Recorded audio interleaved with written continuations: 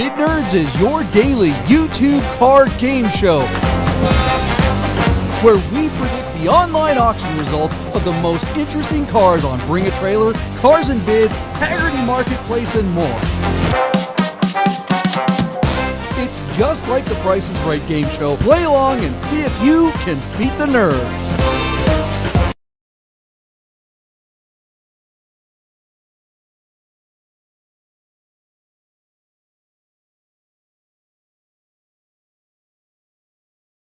I am trying and I'm not seeing. Hey everybody, welcome to a brand new episode of Bid Nerds.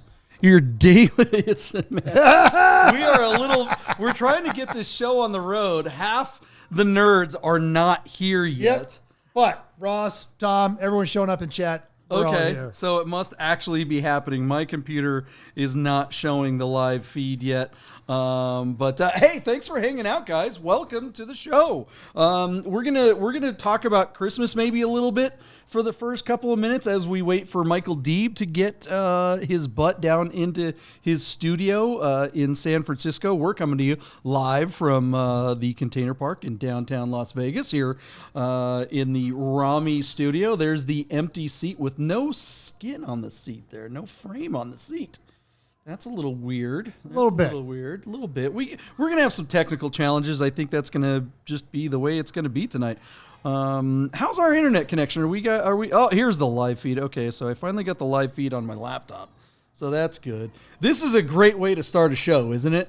Technical stuff. People don't care about technical stuff. And maybe they'll let us know, but the nerds are in the chat, and I feel like punctuality at this point is more important than technical prowess. They are not watching us for our production values. Holy cow, there are a lot of nerds in the herd. That's all I'm saying. In the chat right now. You guys rock, guys. You guys are awesome. Thanks for being here, guys. Ross, of course, on the other side of the planet. Tom Amenta's hanging out. All right. He's like, yeah, let's go. Kevin's already hanging out. Who else? Jim's hanging out already. You guys rock. Habib's here. I love Habib. He's so awesome. Kevin Bodeman. What's that? Jim is actually an old military buddy from the 90s. Oh, I knew Jim back in Nebraska. Sorry about that, Jim. I think a little less of you. I think a lot of you for being part of the nerd herd, but it's a little rough that you're a former friend of Mental because we know. Current friend. Oh, he's a current friend. Well, even that doesn't help. It's not helping. There. It's not making it better. Welcome. Thanks for hanging out in the chat, you guys. New Year's Eve is coming. Yes. And I've got a New Year's goal. I think some resolutions need to be made. Right? Well, because resolutions, they're either on or they're off, and it does not reflect what you're trying to do, which is effect change. Okay. All right. Well, so a New Year's goal is that what we're saying? New Year's goal, absolutely. Okay, yes. New Year's goal. We're gonna change the entire look of the show. We're gonna change all the frames. We're gonna keep the logo. We're gonna keep the color scheme, but I'm gonna change out the frames a little bit. We have a new version of the software that I've been putting off learning. We're gonna have more cool graphics. What do you guys think of doing a lightning round on every episode? Ooh, I like it. I think lightning round is brilliant. Because we do our normal. Wow, that's really zoomed in on me. Yeah, I am building this arc while we sail it. This scene did not exist 3 minutes ago. Where the heck is Wade? Wade is never late. Wade is never late. I am legitimately worried. I'm usually about 5 minutes behind, which means I beat you by 10 minutes. Right. And yeah. How were the nerd herd out there? How was your guys' Christmas? Do you guys have any New Year's goals? Not New Year's resolutions, but goals. Let's see if anybody got anything really cool for Christmas. And for the record, my if you- co-host. hold on. Oh, yeah. Before we get to that, just one thing I want to say. If you're just joining us right now, this is not what we usually do on the show. We don't usually just blah, blah, blah, blah, blah. We're waiting for our other hosts to come on in. This is a live program, right? So it's live TV or live interwebs. But this is the show. If you've heard about Bid Nerds and you're like, what the heck is Bid Nerds? Bid Nerds it's like the Price is Right. But with enthusiast cars. We go to BAT, we go to Cars and Bids, PCAR Market, Mercedes Marketplace, or MB Marketplace, whatever the heck they call it. And we pick the most interesting cars for the next couple days, and we make predictions as to what we think will happen with those particular cars' auction results. So it's just like the Price is Right. We make guesses, and then on the next episode, we always start by reconciling our poor predictions with what actually happened, with the real results. So anyone watching can play along. I know those of you guys that are in the Nerd Herd, you guys already know this already, but there are new people coming and hanging out with us all the time, and we love the fact that the Nerd Herd keeps getting bigger and bigger. I am going to text our partner Michael Deeb and see what's going on. Anyone talking about their New Year's goals? They're mental. No, we have not. I was going to see if anybody wanted to tell us what they got for Christmas. My co-host, my one co-host bought my other co-host, because they're married, the new Honda Moto Compacto, the new electric scooter. And our friend Buddha has one of those. So I'll see if anybody got something really cool for. What did you get for Christmas? Just a great time with my wife. My wife is awesome. She got me, actually, you know what? She got me a bunch of stuff. I should have brought it down to the studio. But one thing came today while I was out. She got one of these things on the internet where you send a picture and they Disneyfy the picture.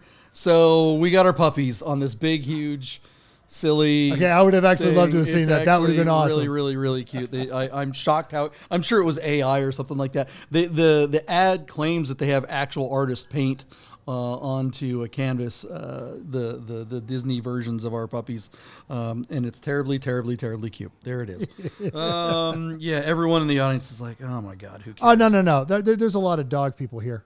I'm absolutely certain, because car people are dog people. That's why. Like, for example, this Sunday. Yes. There will be cars and dogs at Cars und Cafe. Kevin got a set of 46 millimeter PMO carburetors for his 3.6. Damn, someone likes him.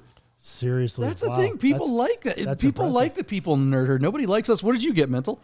Nothing. Because we don't have kids. We usually go shopping like after the first of the year and hit all the sales. No, that's a good plan. That's a good idea. I did get my wife one thing, though. She wanted the little Sonic Nugget ice maker. I got her one of those, a desktop ice maker.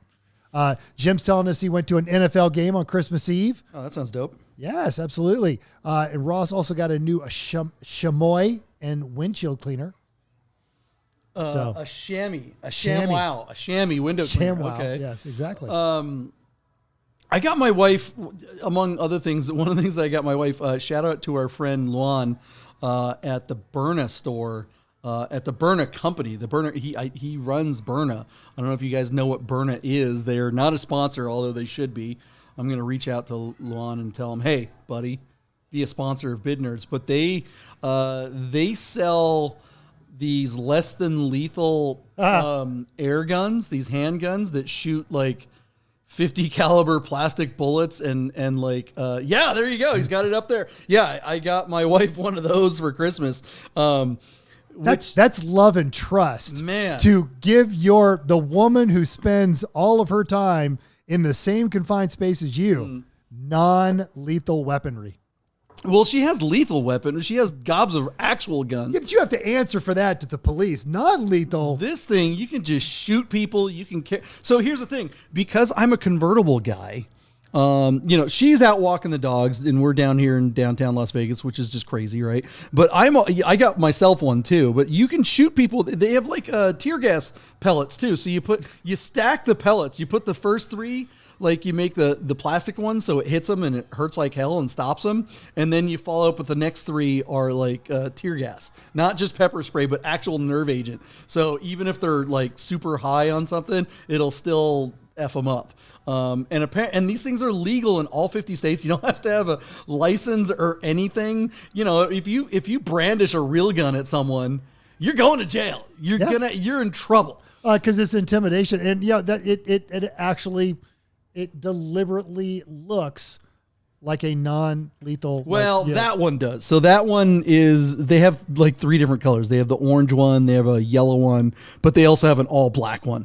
And I got the all black one. Come on, I want it to look like a real goddamn gun. I don't want people to think my wife is carrying around a Nerf pistol. You know, it's like, no. If someone points this thing at you, you're going somewhere else. You're just leaving. So it's like, don't conceal it, wear it on, do the open carry thing and just let everyone know that it's there. And they're pretty fun. They're pretty fun to shoot. I definitely would not want to be hit by one of these things. The answer to you, I was getting at, I have a convertible and I'm driving around the city all the time and you're wide open. I'm in downtown Las Vegas. It's a little sketch downtown. It can be. Remember, we want people to come visit so that we don't pay state income tax. So it can be sketch, but it's also a lovely place that you should all make plans to come visit downtown Las Vegas. Yeah, soon. But just don't walk off Fremont anywhere. Just stay on Fremont or come down Fremont to Container Park. Say hi. Swing by the Ronnie Studio. Then pop down to Atomic Liquors, who should also be a sponsor. Don't go past Maryland and don't go up to Stewart and don't go down to Carson. Just stay on Fremont. Anything on Fremont, you're all right.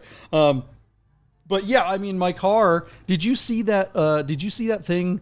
I think it was on Car and Driver or Jalopnik or something like that. Or I don't know what site it was, but it did the rounds last week. A couple of guys tried to carjack. I believe I texted you that Cayman. article. Was that? It was a manual Porsche. Everybody texted me, dude. I must have got that shared to me from like 30 people. I was like, yes, I've seen it. But clearly I didn't read it. Do you remember the article very well? Yeah, basically they did. They straight up carjacked him. Cut him off, jumped out of the car, get out of the car, and then left it because it was a stick shift and they couldn't drive it. What do you got? I mean, that is the ultimate anti-theft device is a third pedal. Okay, well, you know what? Because anyone that can operate it be like, oh man, this guy got the manual. I can't rob him. He's too good. I'll go steal something else. Anthony got a tortilla press and a carbon fiber money clip. That's pretty dope. A tortilla press. Yeah. Wow. A tortilla. So it just presses the tortillas. It doesn't cut them into chips. No, that would be a chip maker. That would be the rim. The tortilla, you use that to make the taco. Jason Alter and I drove out to Death Valley today.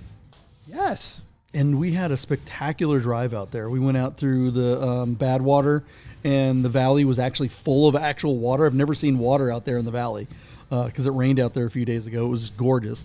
Nice overcast day. The temperature was probably in the mid to high 60s. It was great.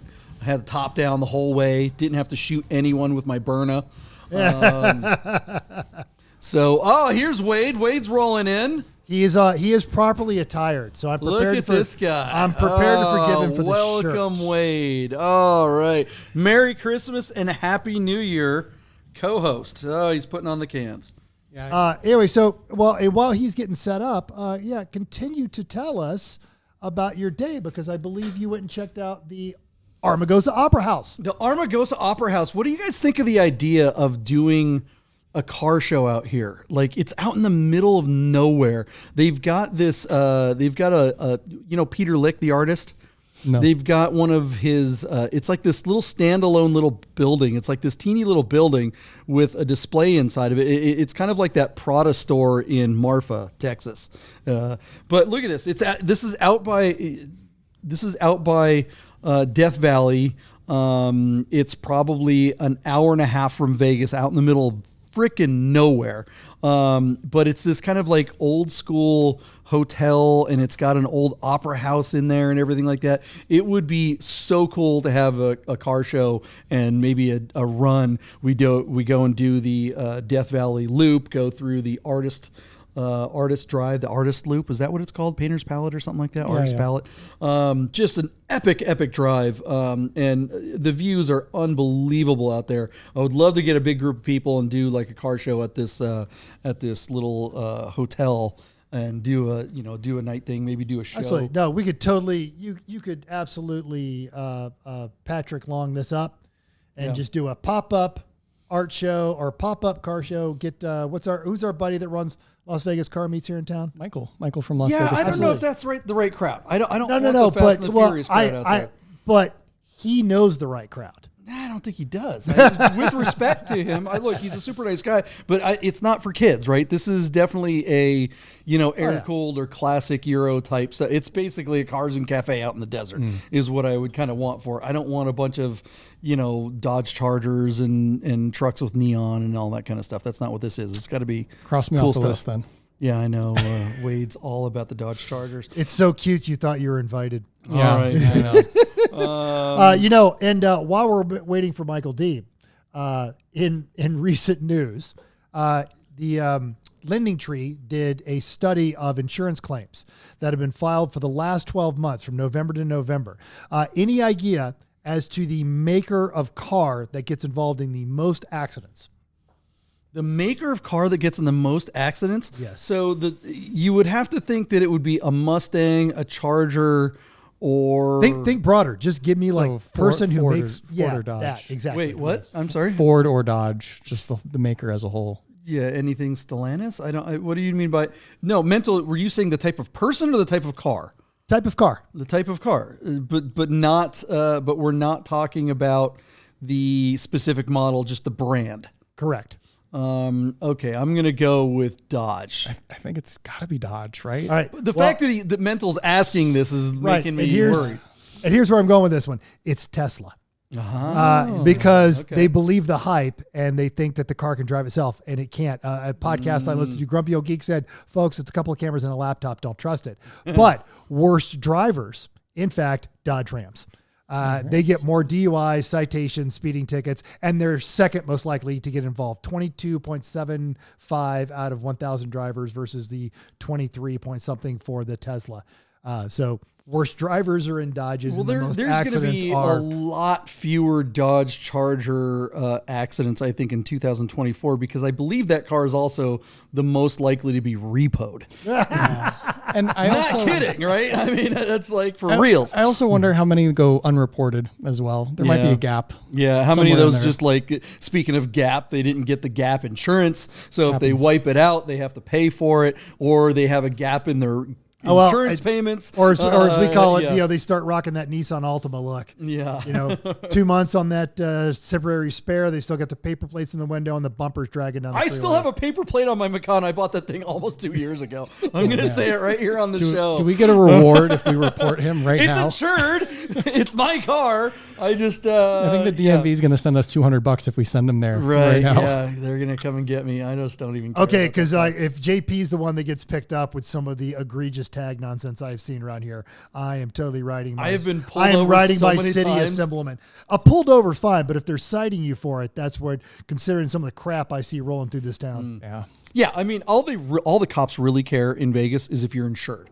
As long as you show them you're insured, they're like, have a nice day. And that's better than two-thirds the crowd. Right. Because most of the people that don't have tags aren't insured. Yeah. That's the bottom line. And I think I told you guys about this. When I had my AMG, I bought it it got delivered in January of 2020. And so by the time the paperwork and everything was ready to go, of course, all the tag offices are shut down. And I had my movement permit, which in Nevada, you put in the front windshield. But it is a cash available AMG, which, the flush with cash recreational pharmaceuticals love those vehicles because they look good, but you can buy them cheap. And I got pulled over at least 3 times driving that home down Nellis Boulevard.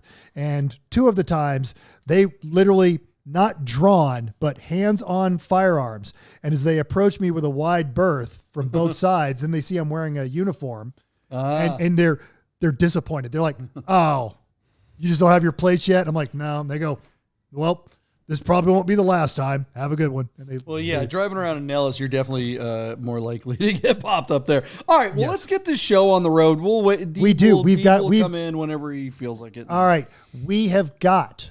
And I'm sorry, if I'm talking, I should have my picture to picture. And let's go with the car that we all fell in love with, but we didn't know if it would bring the money. If you want to run through this, JP, if you've got the intro. Yeah, stand by here for me because I was not teed up. This car was This is the 1970 911. Yeah, our good friend Yuri in San Francisco sent us this link. And oh my gosh, we all gushed over this car. 1970 911 Coupe with a 3-liter twin plug in the coolest color. This car is in my hometown, hanging out in Mukilteo, right off of the Puget Sound. Great little ferry dock right down the hill from this car. This car is truly, truly epic. We were all loving the aesthetic of the car that was built by the owner. Was not bought, it was built, and you gotta hand it to a fella who builds his own car. This is a slick top. This engine just looks like a piece of jewelry with the PMOs. And speaking of jewelry, looking at the interior of this car, of course, it's got the cool shifter and the steering wheel, just all the right things. And it even had like a MiG-28 clock. Oh, yes, that they can have their clock, own. Yeah. Yes. Our friends Ross, Anthony yes, at Anthony, Our Smiths can service one of those for you. By the way, Our Smiths in Idaho, they are the servicers of fine watches, fine Swiss repair. If you have a Rolex or Patek Philippe or Tag Heuer or any fine Swiss watch that needs service, send it on up to our good friends at Our Smiths. You can contact them at oursmiths.com, and they will send out a prepaid shipping package and get your watch up there, take care of it, and send it back to you good as new. Anthony himself will be servicing that thing, and he is the best at it. Anyways, this car really, I was so intrigued by this clock. I had to go and look it up. I went, trying to find one. And these MiG clocks, it's awesome because they're mechanical. So that you don't have to, they fit right in the hole on the 911 dashboard. And since it's mechanical, you don't have to hook it up to anything.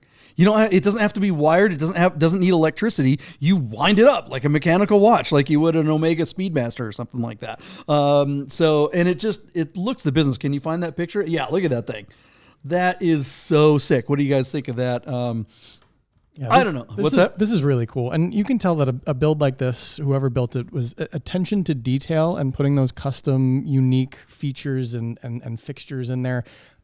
They really put a lot of time and effort in the design and the thought. And it's the kind of build that someone spent all of their effort and money and love into. But naturally, the question is, does somebody else outside this room appreciate that sort of stuff in a monetary value? And I feel like there's always that big question mark. I mean, obviously this car was built, I feel like nut and bolt with every care, but how much does that translate into dollars, JP? Yeah, that's a good question. That's what this show is about, right? We make predictions, and we had some thoughts. And look, I'm going to tell you right off the bat, we were off. Maybe, I don't know. Deeb said 150 grand. I said 165, 911. Let's see here. Was it you, Wade, that said 188? And it looks like Mental came in. Let's see here. Mental was the high bidder at 197. We were all talking about how this car we thought should bring over 200. And we just didn't think the market was there for the enthusiast people. Not to mention, being kind of an off time of year.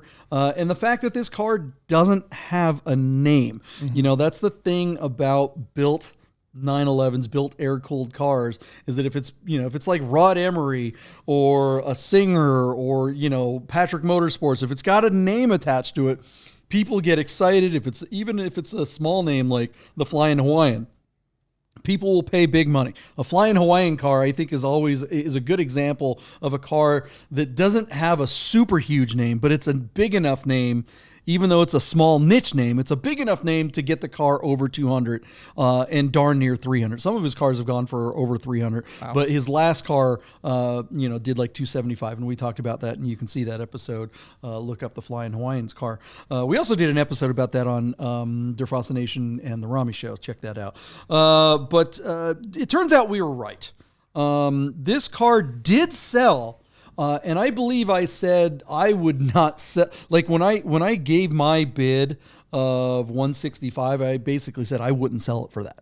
I think that's a steal, and that would be giving it away. And so I believe someone stole it. This car sold with 28 bids for $160,000. I think that is stolen, and I wish I had 160,911 to have outbid this guy and had this in my garage. What do you think of that result? Wait.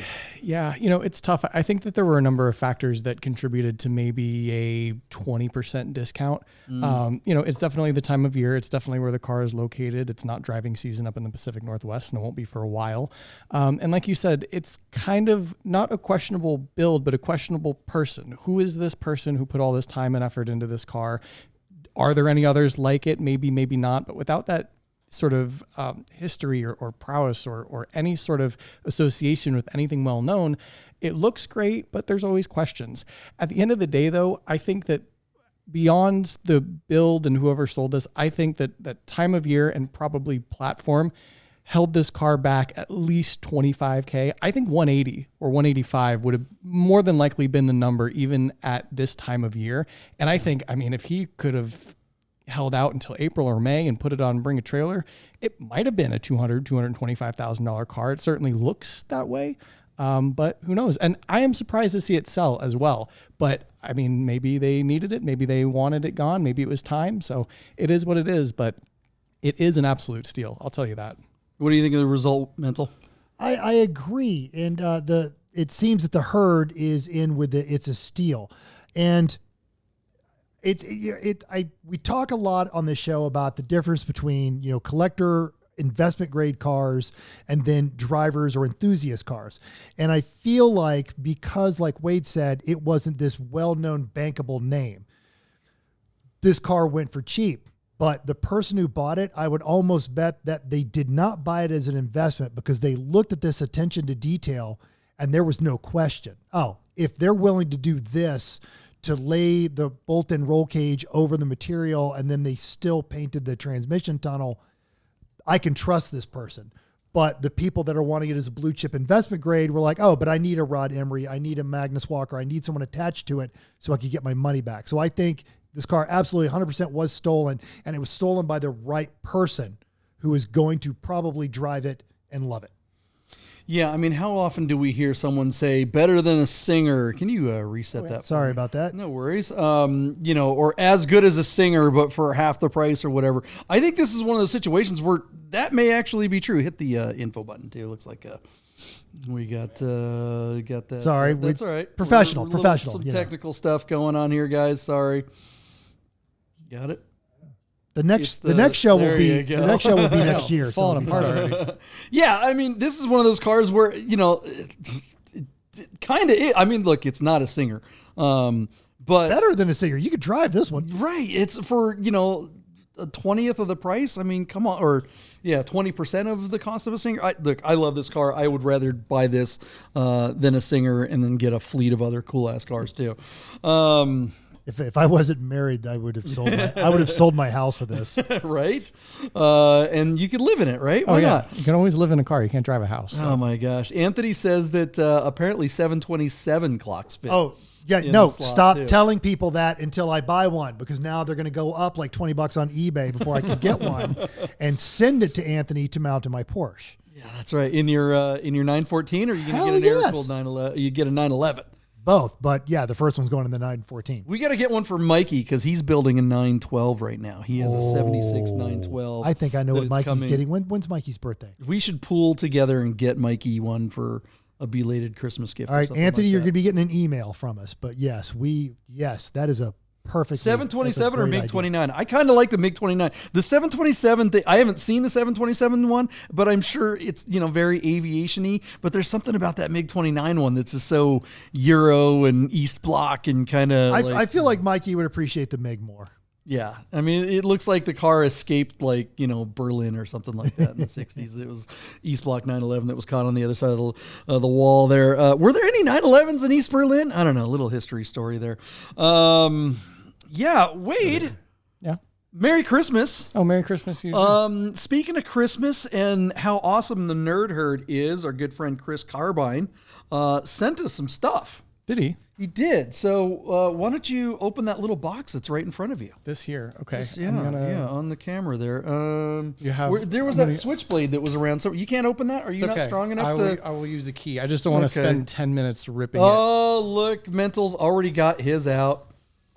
This is, Go to the camera on him. He's got it. This is what I usually do on my own channel, a little unboxing video. Oh, no, wait. We have cool knives. Oh, don't worry. I got it. Too late. Oh. So, yeah. Ooh, all right. Hold it up so people can see it. You say you're a professional unboxer, and people can't nobody even wants to see the thing. wrapping. They want to see, wow, look at that. Look at that.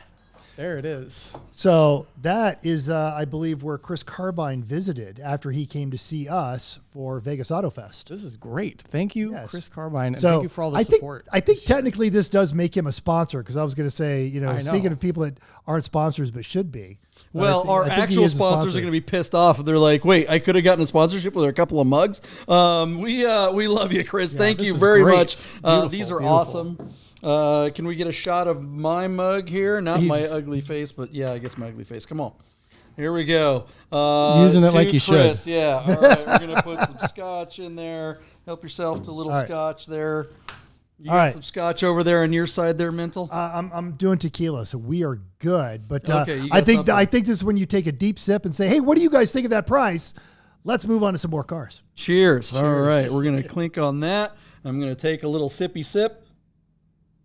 What do you guys think of the results of that amazing 911 with a MiG-29 clock? Was that car stolen like the nerds believe it was? Or do you think that's just what it's worth and that's just the new normal? And air-cooled 911 prices are crashing. The sky is falling like our friend Michael Deeb seems to think over there at Haggerty. Is he on the is he here yet? He is not. His attention is being commanded by a lovely young lady who has him wrapped around her tiny little infant finger. By the way, I won that last one, so we're going to move on to the next one here. Oh, unrelated, Jim Bagley is finding MiG clocks for $145 on eBay, so you could get yours and send it to our buddy Anthony. Send us a link, and we'll put some links in the thingy jigger. All right, let's get to the next car here. This is a car that Michael Deeb picked for me. He knows what I like. He picked this Nero 1990 Ferrari 348 TS in all black. Look at this thing with the target top. Oh, I'm gushing over this car with the red pleated seats. That was something that I didn't actually like. This car comes out of Thousand Oaks, California, with 31,000 miles. This car... it's from a dealership, and is it one of the dealers that we talk about often? I think it is. They took really professional photos in the car. This guy's studio is fan-friggin-tastic. Yeah, it really did present well. I don't recall. Did we remember if this thing had all the service or if it was still due? No, in fact, there was a discussion in the comments about the belts. Okay, Wade, take it away. Yeah, well, there are often questions with these cars, as you know, and without the proper documentation, that can affect the value 5, 10, 15 grand. So if you're not going to present the service history and people are going to ask, I think that's going to lead to a lot of question marks. And I'm curious, JP, from your perspective, is a question mark on a car like this okay? Do you feel like it's a discount, or are you going to not touch it with a 10-foot pole? I mean, this is right up your alley, so where do you draw the line? Yeah, I mean, look, I have never had the balls to pull the trigger on a Ferrari. I have been so close so many times. Between this and the Mondial, I mean, I feel like flip a coin, right? Well, I mean, honestly, the Mondial or whatever that we talked about that we keep referencing from a few weeks ago, that red one was a much better deal. Yeah. And because it did have all the service. It was like it had everything that you want when you're buying an old Ferrari. When you get into an old Ferrari, you are looking at really, really, really scary potential bills. I've told the story a million times. I almost bought a 355. It was from one of the dealerships that I represented years ago back in Seattle. It was like a Barney purple one. I have never seen another one. That might have been the rarest one on earth. I know, right? I think about it now. And it was like in the interior and exterior were this bluish Barney purple. Why did Ferrari allow that? That must have been a really bespoke, special. I mean, that could have been the Sultan of Brunei spec that you just walked away from. I know, right? Or your buddy Sir Mix-a-Lot. Yeah, either way. Yeah, it was in 2009, I think it was, or whatever. I mean, like I didn't have I think it was $50,000. It was a 6-speed. I think it had 30,000 miles and it had all the service and everything. But I was just like, I was so in love with this car. I had to get financing. I didn't have $50,000 cash laying around. So I was like, I got approved with my credit union. I was going to buy this car. And they were giving me a sweetheart deal. Even at the time, that was a pretty good price for one. And so I called a good friend of mine that owned a 355 at the time. And I just wanted some real, because I was all over the forums. Yeah, and people say, I mean, you can find both sides of the coin. It's the greatest car, or it will immediately catch on fire as long as as soon as you drive it. So what's the real story? Some people are saying, "Oh, it's totally overblown. You can drive no problem." And I was like, "Okay." So I'm like, "All right, I'm going to actually talk to. I'm not going to listen to yahoos I don't know on the internet. I'm going to talk to my friend Dave. I'm like, give me the skinny. You've owned one for 5 years. What's it like?" He's like, "It's awesome. The car is the greatest car of all time. You've driven it. You know what it's like." He's like, "But here's the skinny. You got to do that service every 5 years or whatever. And you got to, it's like, I think at the time that was like a $5,000 service or whatever." He's like, and I was prepared for that. I was like, sure, okay, I can handle that. I can handle that lifting. But he goes, he's like, every time I take it to the Ferrari dealership, because that's the only place you can get it done, right? If you don't get it at the Ferrari place, it devalues it. So if you go to people look closely at that service. That has changed, I think, now. But back then, that was a big thing, right? It had to be the Ferrari dealership. And so he said to me something that has stuck with me for years and will never leave. He's like, the smallest bill I've ever gotten for that $5,000 service was $15,000. Wow. He's like, that's the smallest bill I've ever gotten. I mean, that's 20% of the car every single time, basically. That is literally a Honda. That is a Honda Civic, a 3-year-old, perfectly reliable Honda Civic that you would send your kid to college in. Yeah, exactly. I mean, so he walked me off the ledge. I'm like, okay, I can't do that. I'm getting another Porsche. But speaking of being walked off a ledge. Oh, look who it is. Michael Deeb is here in the house. What's up, buddy? Welcome to the show. Man, crawling across the starting line. What's up? Good evening, fellas. How's it going? We've been here for an hour. We're already on scotch. We got gifts from Chris Carbine. I did. Did you get yours? Too. Yeah. Are you drinking liquor? Mine's in the wash. I had a beer with dinner. Okay. All right. Well, he's like, I need a drink now. Well, welcome to the show, everybody. Welcome our my partner, Michael Deeb, here in San Francisco. All right. Let's get back to We're talking about the Ferrari. Yes. So the 348. You guys were on for half an hour. You did 2 cars. Well, we were trying to buy you some time. Also, as it turns out, Wade was late. We were sending a search party out. Exactly. For the first time ever, I thought I could end the year with never being late, and I just end on a low note. Here I am. Wow. I know. Oh man. All right. Well, Wade, let's finish. You get to wax everybody's car this weekend. All right, deal. Let's finish off this particular car. All right, so Deep, my partner, who's finally here, he thought this car would go for $89,000, despite the not having the service records of a recent service. I parked it a good solid 10 grand underneath them, 79,348. Got a little crafty. Wade, you were at 71 grand, so you parked it under me. And, I think Mental was playing it safe over there with $75,000. I just don't think they were that collectible. Turns out this car did sell with 40 bids. That's a lot of people bidding on this thing, even though it had those terrible, terrible pleated seats with the red stitching and the red horses. Really weird. Little red goes a long way, and too much red goes way too far really fast. This car sold for just $60,000. Deeb, what happened with that? Well, I mean, here's the thing. I think Wade and you both agreed that the things that weren't original on the car, plus the missing, record of service, would hold it back. And I really drank the Kool-Aid saying that at the moment, I believe all the gated manual Ferraris, especially a low mileage, TS, were bringing the money. And so I thought that those things wouldn't hold it back. And I was wrong by a long shot. I mean, that bid is 2/3 of my bid. I mean, JP at $79,000, you were 20 grand over the selling price. Like, if you I love how you always do worse, but then you make it a point to spell out just how badly I did, even though I did better than brings you. it all the way Your back bid down. was 20 grand over. Yeah, but yours was like 30 grand over. How come I'm getting pointed out? What did I do? I was on time. You were off by the circumference of a lake in Snohomish. I mean, which is a lot. But here's the thing: when we were putting our bids in, you would have told me it would have finished at 60 grand. I thought it would not have sold at that. So this to me is a guy that was desperate to get off the car. Despite this car having a reserve, it was an unbelievably low reserve, or they yanked it because he was just like, this car's got to go away. I think somebody got a deal. I do. I look. Will this car be a collectible car down the road? No, not unless he fixes, or as Buddha would say, un-F those seats. You'd have to fix it to make a collectible car. But 60 grand for a low mileage 348 TS manual, I still think that's a value in the marketplace. Look at that, 31,000 miles. Yeah, I mean, go spend the 6 or 7 grand on the service, and I don't think fixing those seats would be that hard. No, not at all. Not at all. Couple of grand. So I think it was really well bought by a desperate seller. That's what I think was happening. What do you think, Wade? Yeah, I would agree with that. Something leads me to believe that this person maybe attempted to sell this car elsewhere, and too many Ferrari purists were saying, what'd you do with the carpet? What'd you do with the seats? Why didn't it get serviced? This, that, and the other thing. And he just was like, I give up. Dump it on, bring a trailer, and whatever happens, happens. And I think that's some element to cars like this where people who want to buy them, they want some originality, they want some collectorability, especially now.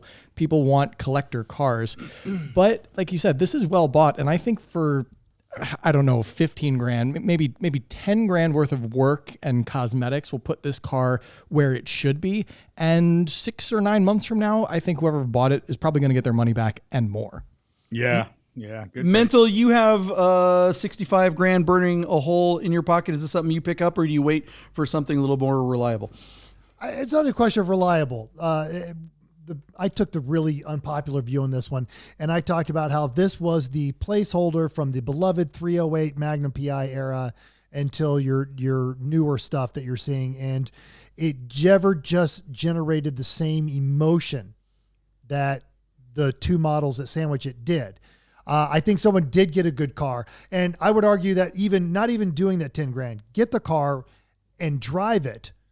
And then as these seats start to wear out, put in the factory stuff and then sell it. And you probably get away with a little bit of money, or if nothing else, what a lot of Ferrari owners do is they buy these cars and then they just maintain this certain value and they sell them after a year or two, having enjoyed them and not eaten any depreciation. Yeah, I think one thing that I want to, point out, not just on this car, but on the last car that we talked about, the 7911, between PCAR Market and Bring a Trailer, both these cars, both came in under our bids, right? Last week, we kind of overbid on everything, and everything kind of failed to sell, right?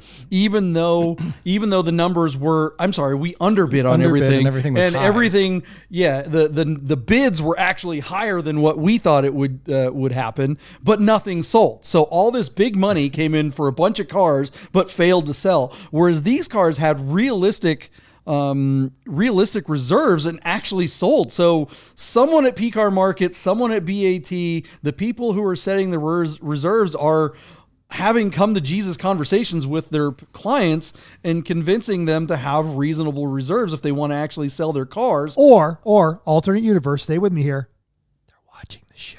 They could be Bid Nerds fans. That is true. Good call. You can learn a lot. In our dreams. What do you guys think of the results of this Ferrari 348? Was that a good buy, or was someone getting stuck with some really big repair bills and they're just going to pay now or pay later? Let us know in the comments below. Reaching out again, the Nerd Herd is rocking it tonight. Everyone is here. We got Kevin, we got Jim, we got Tom, Ross, we got Buddha is hanging out. Buddha, you having fun? You having a good Christmas in Carolina? David Van's hanging out. We got Bav Speed Racer. Come on, Bav. I like that. Speed Racer hanging out. Kevin Bodman. I already said David, I think. Of course, Anthony's hanging out. Jim's here. I mean, look, you guys, the Nerd Herd is rocking it, dude. It's a New Year's.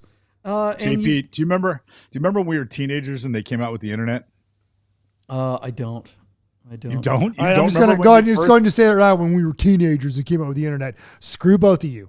I'm kidding. I remember waiting for a single picture of porn to load on the dial-up for like one line. When they came out with another the internet, line, another minute, and it was, another line, a minute. Log on to dogpile.com or Google to find something. Yeah, you were going to Google as your first internet search. Come on, you were looking at boobs. The first thing you searched for was tits. Give me a break. Yeah, but you also did on Lycos.com, or what was the one with the retriever? Yeah, that went. 25 years ago when they came out with the internet. I used Speed Racer was my password for everything. That was I don't know. So clever. Yeah. All right. I think Alter uses Speed Racer for everything too. I think you got Speed Racer. My eBay handle from the 90s is Speed R.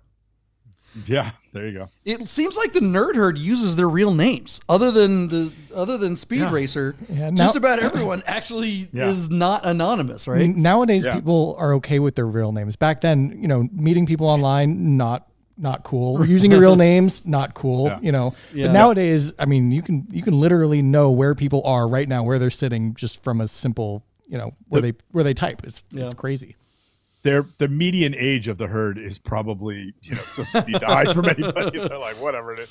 They're like, I already served my time in Guantanamo. Yeah. All right, so we go on to the next car? Yeah, let's go to what happened with the next car here. All right, JP. We also looked at a 1989 Mercedes-Benz 560 SL. God, it seems like we did this car a month ago. Yeah. This was the smoke silver car with the, I like to call it ox blood interior. They call it burgundy leather. Just 15,000 miles. The 560, the 1989. That's the last year of the R107 platform. That was the biggest motor. This car looked to be in exceptional condition. What the hell was that? So I thought this car was going to moonshot, and I could not have been more wrong. So I came in at $53,000. JP, after you stopped laughing, you said $35,560. Wade said $47,000, and Mental parked right over him at $47,500. This was a no reserve auction. I thought that would help. This was an exceptionally low mile car. I thought that would help. I got no help, nothing whatsoever. Our car sold for just $30,750. Which is about $4,000 under your bid, JP. You won that one, but my question to hold you on. right off the bat. Wait a second. Hold on now. So, all right. Wait. Hold on. Because I looked at this spreadsheet before we went on the air when you were diddle-dallying, whatever you were doing, gallivanting, skirting your responsibilities as a co-host of the show. Cut to the chase? And I accidentally wrote mental. You're gaslighting me here, man. What's going on? I'm like, wait a minute. I'm bad at math, but I think I won that one. Well, so what happens give it to someone else. What happens, JP? Because people don't realize you have a whole war room in there with these big screens. I got this little tiny, effing MacBook, and so if I don't have the names written over the columns, I just glanced at the last column and I was like, so it sold for $30,000, and I had already written $30,000 in the last column over, and I thought it was mental, so I was like, oh yeah, mental won that one. If my my quick reflex was correct. I should have also recognized that in my mind he got a Yahtzee, but that didn't register either. So I wrote the wrong name in. So as I logged in here and I saw all the question marks you put next to Mental's name, I was like, all right, who else won that one? I'm like, oh, JP won that one, and I fixed it. So yes, John, you won that one. My first question to you is this: is at $30,750. Do you think the seller regrets letting it go no reserve? Do you think that went for less than he was or she was expecting for putting the car up no reserve? Like, everybody that puts the car up for no reserve is expecting some dollar amount and hoping to at least clear some dollar amount. Do you think at just 30 grand for an exceptional car, this person is going to the bank with their, check or wire or whatever it is going, son of a bitch, I shouldn't have put it on. I mean, that's a lot more than any one of these has gone for in a long time. You got to wonder if they're realistic. They're pretty happy with that result, I think, especially in the middle of winter, heart to heart, right? Stephanie Seymour, is that her name? Stephanie Powers. Stephanie Powers. Sorry, wrong. Stephanie Powers, she's driving one of those Mercedes. It's a difference, honestly. Who is old enough to be Wade's grandmother, by the way? Yeah.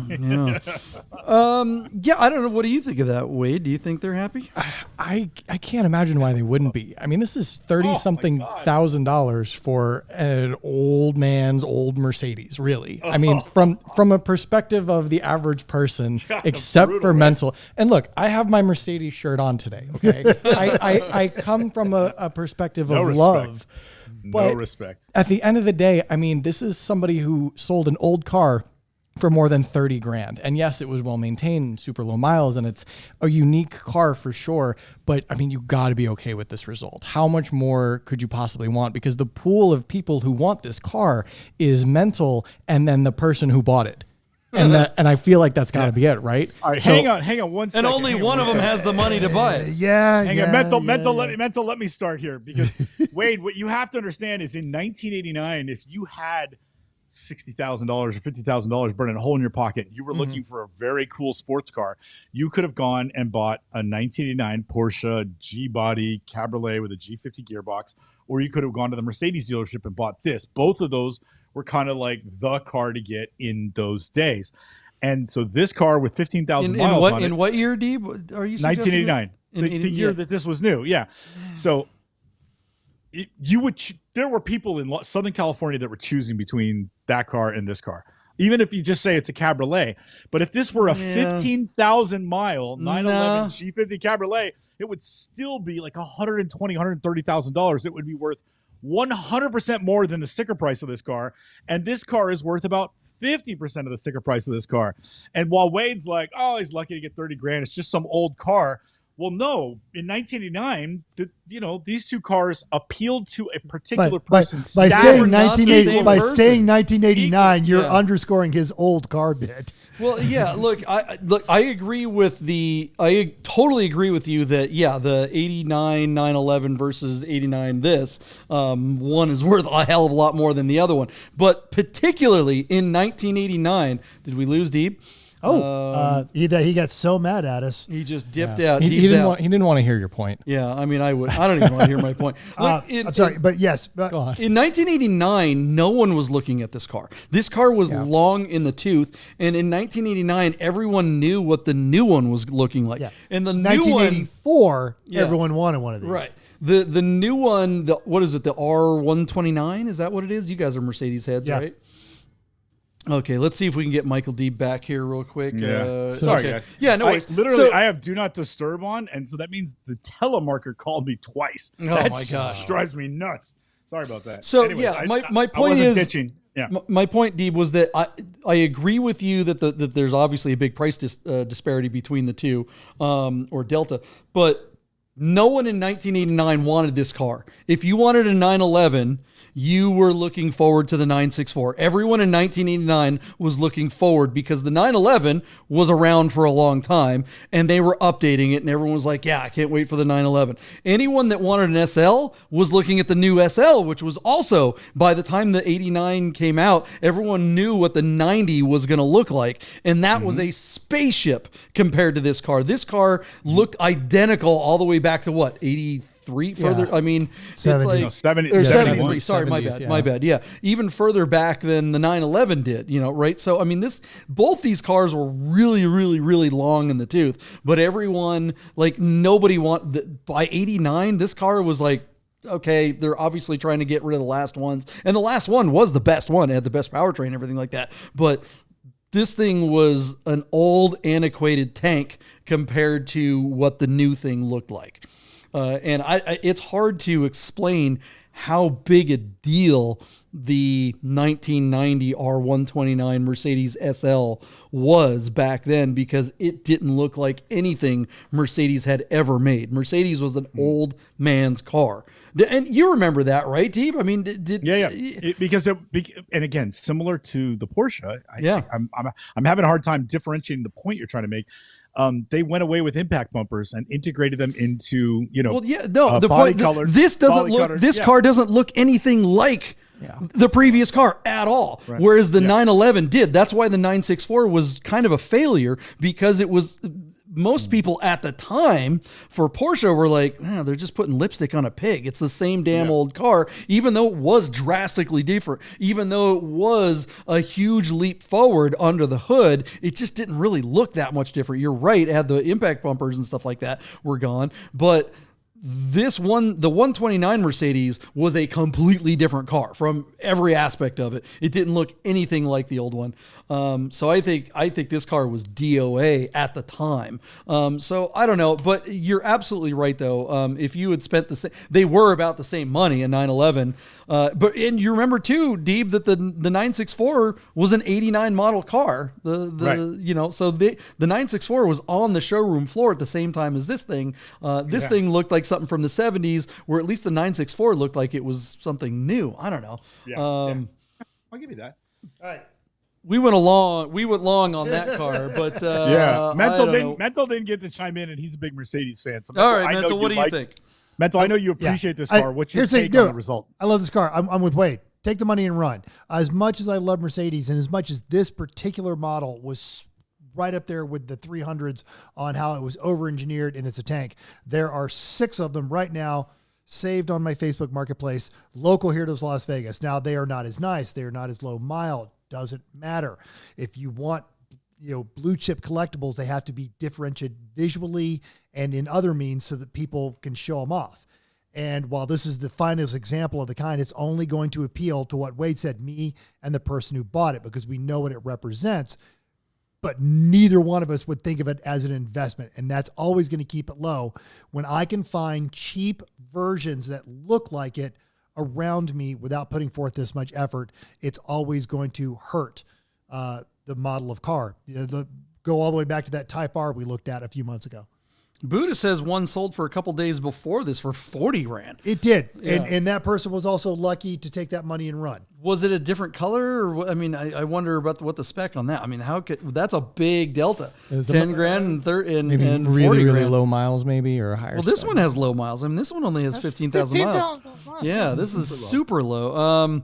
I don't know. I like Anthony's take. He's like, yeah, but the people that want this, they're the Velcro shoes kind of crowd from Florida. That's true. What do you guys think of the results of this? It depends, right? Of this, you could get a lot of depends in the trunk of this car, and especially if you save 10 grand on this one versus the one that Buddha found for 40. Do you think this car was a steal? Do you think that the seller should not have let this car go no reserve? Should they have had a reserve, and should it have been much, much higher?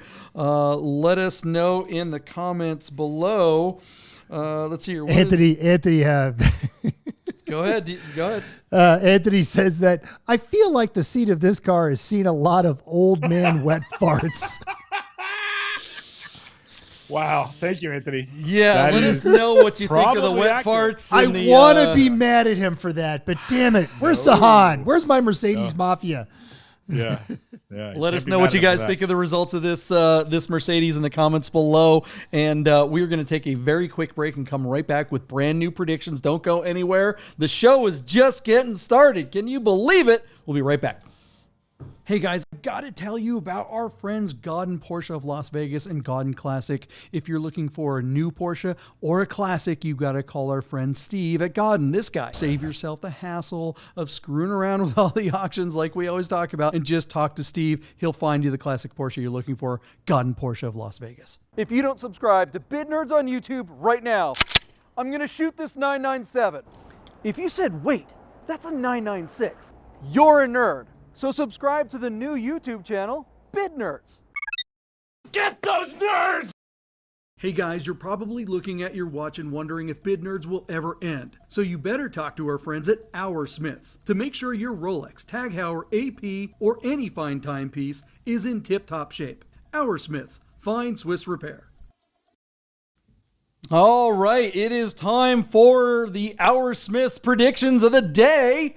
And shout out to our good friends at Godden Porsche and Godden Classic for Las Vegas. Thanks, guys, for supporting the show like you do. But they're doing some cool stuff. It's the end of the year. Car prices are weird out there right now for new cars. And Godden Porsche, the 911 is enjoying the best resale value of pretty much any car out there. But I don't think Porsche is totally immune from the fact that used car values are dropping at like in 1% a week. They're saying that the used car values have gone down something like 10% over the last 7 weeks. So that's more than 1% per week. Is that only a function of the market, or is there other market economic forces at work? Well, we're not going to say the I word just yet. We're got a drinking game tonight because we're just drinking because we got new mugs from our good friend Chris Carbine over in Louisiana. How you doing, Chris? Are any of you guys planning on buying a car from a car dealership? Because this is typically the best week of the year to do it. I've seen some enticing prices on some things that I've been watching. I've tapped out though. I've bought too many cars this year, too many. But you're right. There are some cars that I've been watching for a while that have they dumped the price by 10 or 15%. And I think a combination of that is end of the year. People are nervous. 6 months ago, things were looking good. Prices were still high, and now they still have the keys, and they're like, oh, shit. So I think part of that is the end of the year. Well, yeah. The thing, everyone's kind of, in the time that we've done the show, we kind of started this show, right at the beginning of when things were really weird, right? And, the car business was pretty normal for, up until 2019. And, at the end of the year, it was always like this. Trucks were always introduced at the beginning of the year. You'd have a $70,000 truck, and by, November or December, there's $30,000 off. Get $28,000, save $25,000. Look, I made commercials for car dealerships for decades, right? And my job, like what we did is we would get, like, we figured out this way. This is how I made my living, right? We would represent 20 Volkswagen dealerships across the country, and a bunch of brands. Volkswagen, we had Honda stores, we had Toyota stores, we had all, Ford stores. But the factory would always put out the incentives for whatever their sales program was, like on the second day of the month. So they would say, all right, this month we're going to have 20 grand off Dodge Rams, or we're going to have $10,000 off Jettas, or it's sign then drive or whatever. Toyotathon, right? They'd have whatever, get 0% financing, whatever it was. So we would basically we would make one commercial for 20 dealerships, and we called it the donut hole in the middle. And we would just fill in whatever that offer was in the middle. So you'd have commercial, offer, and then commercial, and then their brand. And so we were always like privy to whatever the deal was that before anyone else, because our commercials were out like literally the next day after. Those incentives would be announced, and we would have that ish on TV 24 hours later. And that was kind of our shtick, because it was really hard for other dealerships to react that fast. It would take them a week to produce all their marketing material based on those incentives. So we would always have a jump on the market. So we saw this stuff that's $20,000, $30,000 off at the end of the year. No problem. Even Porsche was doing that. I remember making an ad for Godden in like 2019 or something, with Paul standing in front of a Christmas tree saying $20,000 off, Panameras or whatever. That is a normal thing when the dealership wants to move out last year's cars to make room for the next year's. Difference is this year they got to, like, if you're selling Stellantis cars, if you're selling Rams or something, you've got hundreds of pickup trucks. Yeah, the Ram truck has like 420 something day supply. I mean, it's Jeep crazy. Grand Cherokee. Oh my god! And it's the second worst car to drive because 22.7% of their drivers are terrible and getting If accidents. you watch the beginning of the show, yeah. So the thing is, JP, you were saying the dealer wants to launch those cars. It's the manufacturer that puts money in the trunk of those cars to get those units off the lots and off the books before the end of the calendar year. So that isn't the term trunk money? Isn't that the dealership incentives? Because the factory incentives isn't that specifically trunk money's dealership incentives as opposed to the factory incentives? I don't know. Sure. Or did it all just get blended together at some point? If you want to get technical, yes, you're right. But most people don't know.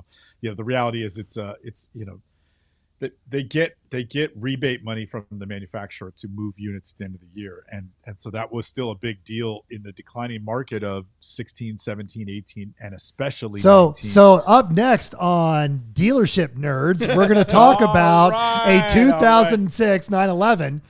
No, I mean, this all goes to, I mean, look, we predict the prices of cars, right? And so this also, we started off this whole conversation with the fact that the used cars are the ones that are depreciating at a massive rate, right? So I think with like a company like CarMax, with all the cars that they have, those are all used cars. They've got however many billions of dollars wrapped up in inventory. You take 10% off the value of their inventory off of $1 billion something. That's a lot of money. Will that put a downward effect? Will that put downward pressure on the enthusiast cars that we talk about? Are enthusiast cars, are they somehow immune to this pressure? Is there something different going on? Enthusiast or collectible? Because there is a difference. There is, but we talk about both on this show, and I'm kind of mushing them together.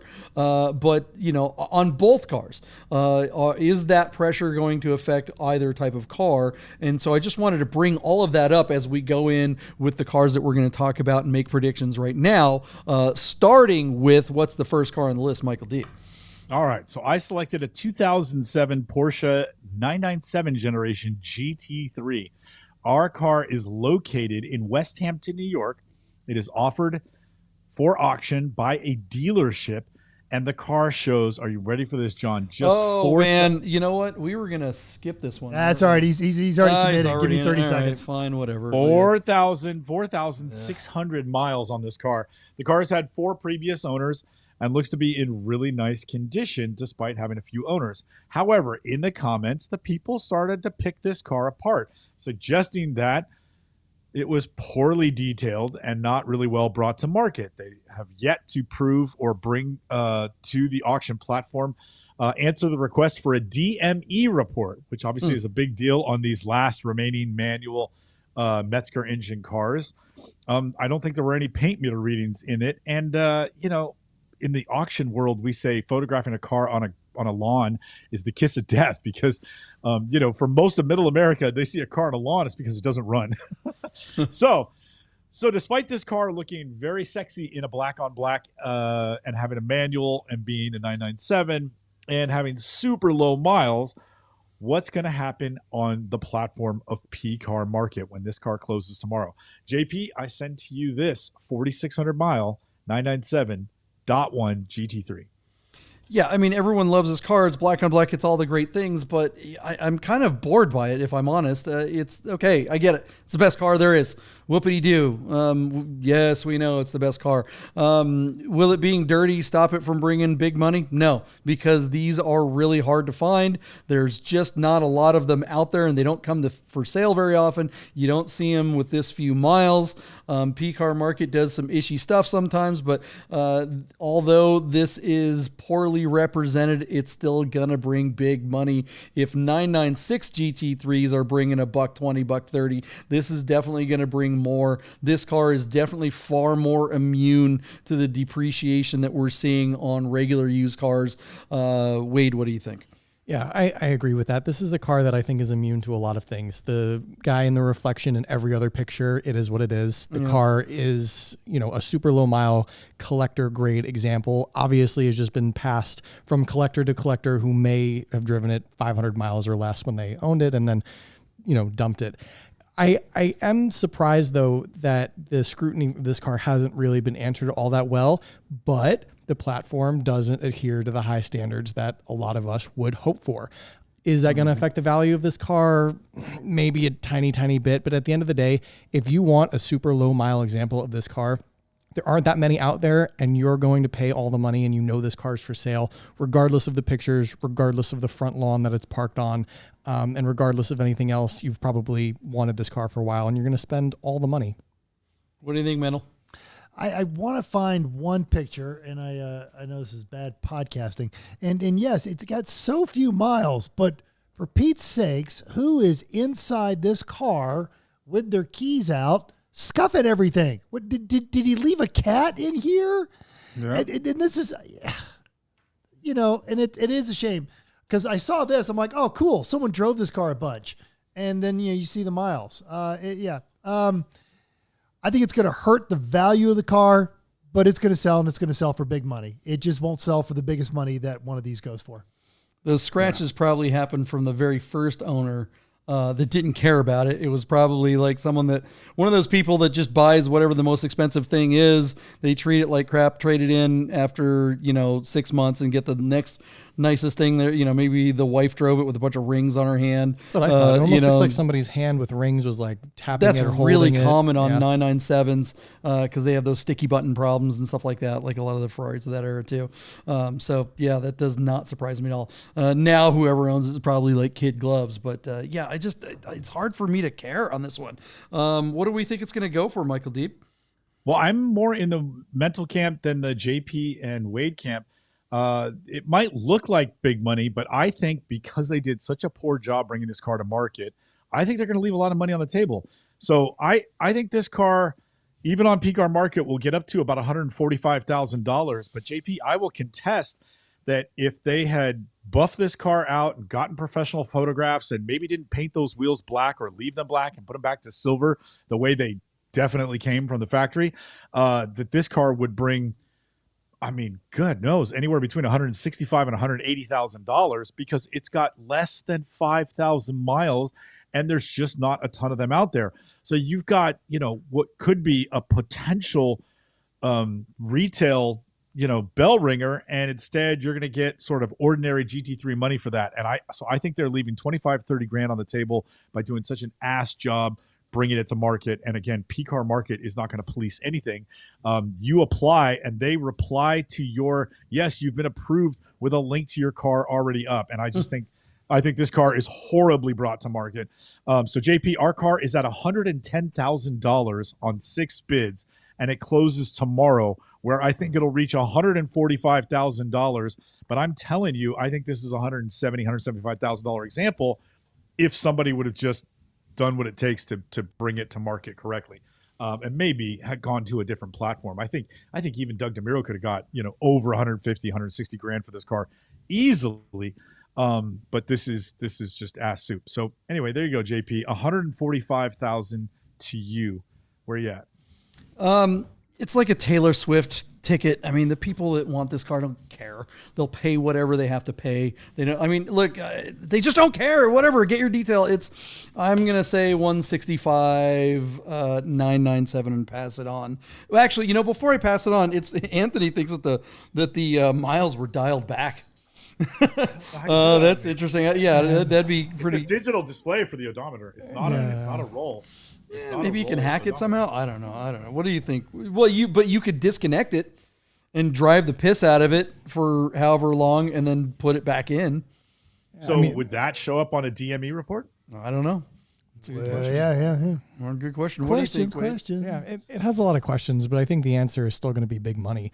I think this car is going to get at least $169,500, which is a lot of money. It may not be all the money, but it's still a lot of money. And whoever wants this car is still going to, be on the lookout for an example that has low miles. I am curious about the low miles as well, but obviously this is a car that's been passed from collector to collector who never drove it. So I'm not worried about that so much. Maybe service history more so, just because if it was passed from collector to collector, I wonder how long it sat from collector to collector over the years, 6 months at a time, a year at a time. So that's what I would be more concerned about, but it's still going to bring a lot of money. Where you at, Mental? I'm not convinced. I think the people that want this car for what it represents performance-wise are just going to have the hairs on the back of their neck stand up and wait for the next one. And I think the collectors that want the documentation to prove certain facts about the car also, they're going to get a little scared off. I'm going to say I'm stealing my friend Jim's bid, and I'm saying 125 in the chum bucket. 125. Wow, that's. And then in the chum bucket for sauce. what? What do you think? What do you think they're going to ask for the car? All the money? 140. 140? That's it? For a 997 GT3 with 4,600 miles. That's I'm not convinced that smoking all is what it seems. I'm not. I see the ad. I don't believe that the ad is representing reality. That would be interesting to dig a little closer. Everyone knows that the bid nerds don't do our research. I mean, we skim the ad before we do the show. So maybe there's something in there that we're missing. Halfway through us talking, sometimes you find out it's a total lost car. Right. So, Yeah. This thing of a salvage title or whatever. Bunch of homeless people had an orgy in it. Yeah, right. The Potato Syndicate up there in Idaho will get to the bottom of this. I have faith in them. All right. Yeah. Some people are saying that they think this thing's going to go for but in the chum bucket, they might ask like 200 or more, which that would not surprise me. I mean, it's a chum bucket. PCAR market will let you do pretty much anything. Deeb, if the car were, perfectly presented, do you think it could potentially bring that much? I don't know, because the market's really soft right now, but the retail number this summer on that car should have been about 185 grand. Yeah. But again, with the wheels and no scratches and all the records and a paint meter and not DMV right and after all Christmas, not before the first of the year, tax season. No, not right now. Not right now. I think Wade's number at 169 is full retail for the car today. Yeah, I mean, at 200 grand, do you get this, or do you get like a 991.2 GT3 with a manual, which is something you can get at that number? I mean, 200 is a lot. Yeah. And I think I know the answer for the enthusiast. Yeah, I'm still getting the 997, and I don't care if some dude's reflection is in the. But I don't know if I'd pay 200 for either. I like this car better than a 991 GT3 of either generation, but part of what I like about it is that they're less expensive. So, all right, let's see. What do we got bids from the chum, or not the chum, but the nerd herd. The nerd herd is running from the 125, 153. David Van's in at 137. Randy's at 128. Habib says 156. A lot of them believe fail to sell. Ross is at 169,997. Kevin is 172. And then they're all asking questions about, whether or not this thing is down market.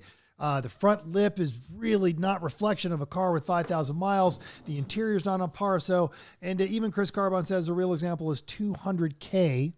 So, and Jim Bagley says the average price of a 911 GT3 997.1 is listed as 119,0112. I would be curious to see where he got those numbers. Yeah, we'll see.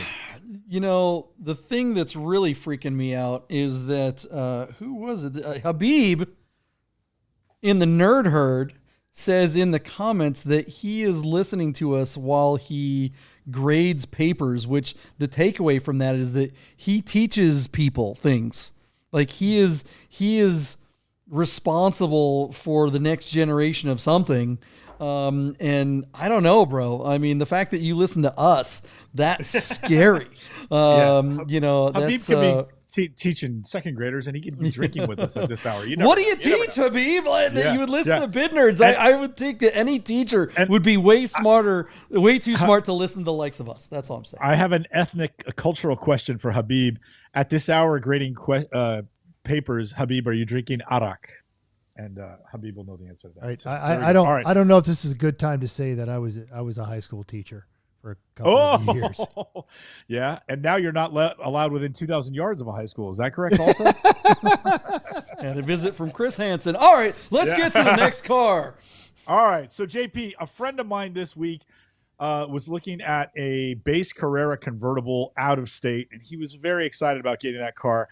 And while I was trying to encourage him to at least pursue it, part of his argument for why it was worthwhile to pursue was because he stated emphatically over the phone with me that there are no base Carreras in the market anywhere. I don't know what's going on, but they're all gone. There's none out there. This guy's going to get a lot of offers, and I don't know if I'll be able to lowball him and rip it the way you wanted to. So, JP, I found this car and thought we could look at it, and then I could tell that guy, you. When you were looking at that cab in California, you said there were no cabs in the market. So when I saw this cab, I picked it. Oh, gotcha. Yeah. Yeah. So anyway, JP, our car is a 2006 911 Carrera cab. It's not an S, but it is a manual, 6-speed manual, because it is of the 997.1 variant. It's only got 45,700 miles, and it's located in Frisco, Texas. There are a couple of modifications to the car, including a couple. There's just a couple, including Fab Speed headers, Borla exhaust system, an aftermarket short shifter, an aftermarket shift knob, aftermarket 20-inch wheels, and then it's got 997 GT3 front style bumper, and then it's got 997.2 style taillights with clear markers, and then they debadged it and window tint and all this other fruitcake stuff. But there you have it, what is essentially a sub 50,000 mile manual cab with some trick stuff on it. And it's on Cars and Bids. I forgot to mention, this is a reserve auction. JP, I send this thing over to you. Based on the car that you were looking at, for the money you were looking at it, how does this car grab you? I should tell you, JP, it closes in one day, and it's already at $30,000. So I am absolutely shocked by how far it's gotten already. Right. This is a dog meat piece of crap. This is, look, I can't, I'm throwing up a little bit. Excuse me. Mission accomplished. All right. I mean, 20-inch wagon wheels that probably, they're from Les Schwab. They probably weigh like 70 pounds a wheel. I mean, it's like, oh God, I bet driving this thing is like driving a truck. I mean, this car has been so effed. I think that the GT3 front end on a 997 GT3 is one of the best looking front ends on any car ever, but it just doesn't look right on a 997 cab. It just doesn't. And, you know, compared to the car I was talking about, that's a 4S that is immaculate and pretty much all original. The only thing the car I was talking about had aftermarket wheels, but they're proper 19-inch aftermarket wheels that are lighter than the factory ones. These wheels clearly are heavy ass clunky pieces of crap. You know, those are probably some kind of Chinese tire like Lionhearts or something like that. I mean, this car has just it's just been so messed with that I just want to reach through the internet and punch this guy in the face for whoever is responsible for this atrocity. I mean, look, they should just bomb this guy. Everyone in this guy's neighborhood should just be bombed. Or you swap out the wheels. But yeah. No, but you got to swap out the wheels. You got to swap out both bumpers. I mean, that's a lot of work. You can't swapping out bumpers is not an easy thing. Nobody's ever going to take those bumpers off that car. Yeah, that car will be wrecked before it's debumpered. Yeah, this thing is definitely heading to a buy here, pay here lot near you. Wade, what do you think of this monstrosity? It is a weird car, and I wonder where in its lifespan all of this happened. I wonder. Gear shift lever. Oh my God, it's blue. It's blue. I mean, that's the thing that sticks out the most in that interior beyond everything else in the exterior. And I can't imagine how this car sounds. Maybe it sounds good, but Cab speed headers aren't bad. It depends on how they put it all together and what they wanted this car to be. It's a normally aspirated 3.6. It's going to sound good, even much to your chagrin. It's going to sound good. I hope it sounds better than it looks. But my question really is, who put this car together? Because a Porsche purist probably isn't going to dump that kind of money into this weird monstrosity of a car. And if they did, I mean, the amount of money you put in and time and effort, you could have got a real example of a better Porsche. I feel like this is somebody who got the car to mod, and after all the time and money they put into it, again, they could have got something else. So I just don't know who this car appeals to other than somebody who has no idea what Porsche this is and has no idea what bumpers and things have been done to this car. And they're just happy they got a Porsche that maybe looks slightly different or slightly more modern. Other than that, I don't know who else is going to buy this car. And I can't imagine it's worth picking apart and putting back together because it's still just a base Porsche, whatever. Yeah, so what do you do with it? What do I do with my hands? I don't know what to do with this car. On the used car. Like there's the Hyundai dealership that took it in on trade, on Highway 99 or whatever that street is in your neighborhood. And they didn't realize that these bumpers were the wrong one. Mental, okay, you're liking this thing? Oh, I like it for probably the same reason you like those other things. I feel like I could really afford this. I feel like I could get this cheap. I could beat it, leave it outside. It's already at $30,000. I'd never put the top up, and none of you guys would give me static for it at all. As long as you change the wheels, you could do all right. Yeah, well, and I feel like even if I didn't want to change the wheels, lever. And the gear shift no, lever. the gear shift lever wouldn't even make it out of the driveway. I'm leaving it there. I am stabbing my bloody hand onto the actual rod. You show up to you win the bid. You win the auction. Where's this car at? Where is this thing? Hold on. It's in Fresco, Texas, outside of Dallas. So you fly to Texas, you get an Uber to the guy's house, you hand him the cashier's check, and you get in the car, right? And you're sitting there behind the steering wheel. The guy is standing next to you. So all right, here we are, right? I'm in the steering. Get the camera on me, Mental. This is me behind the wheel, okay? Gear shift levers over here. The previous owner is standing there.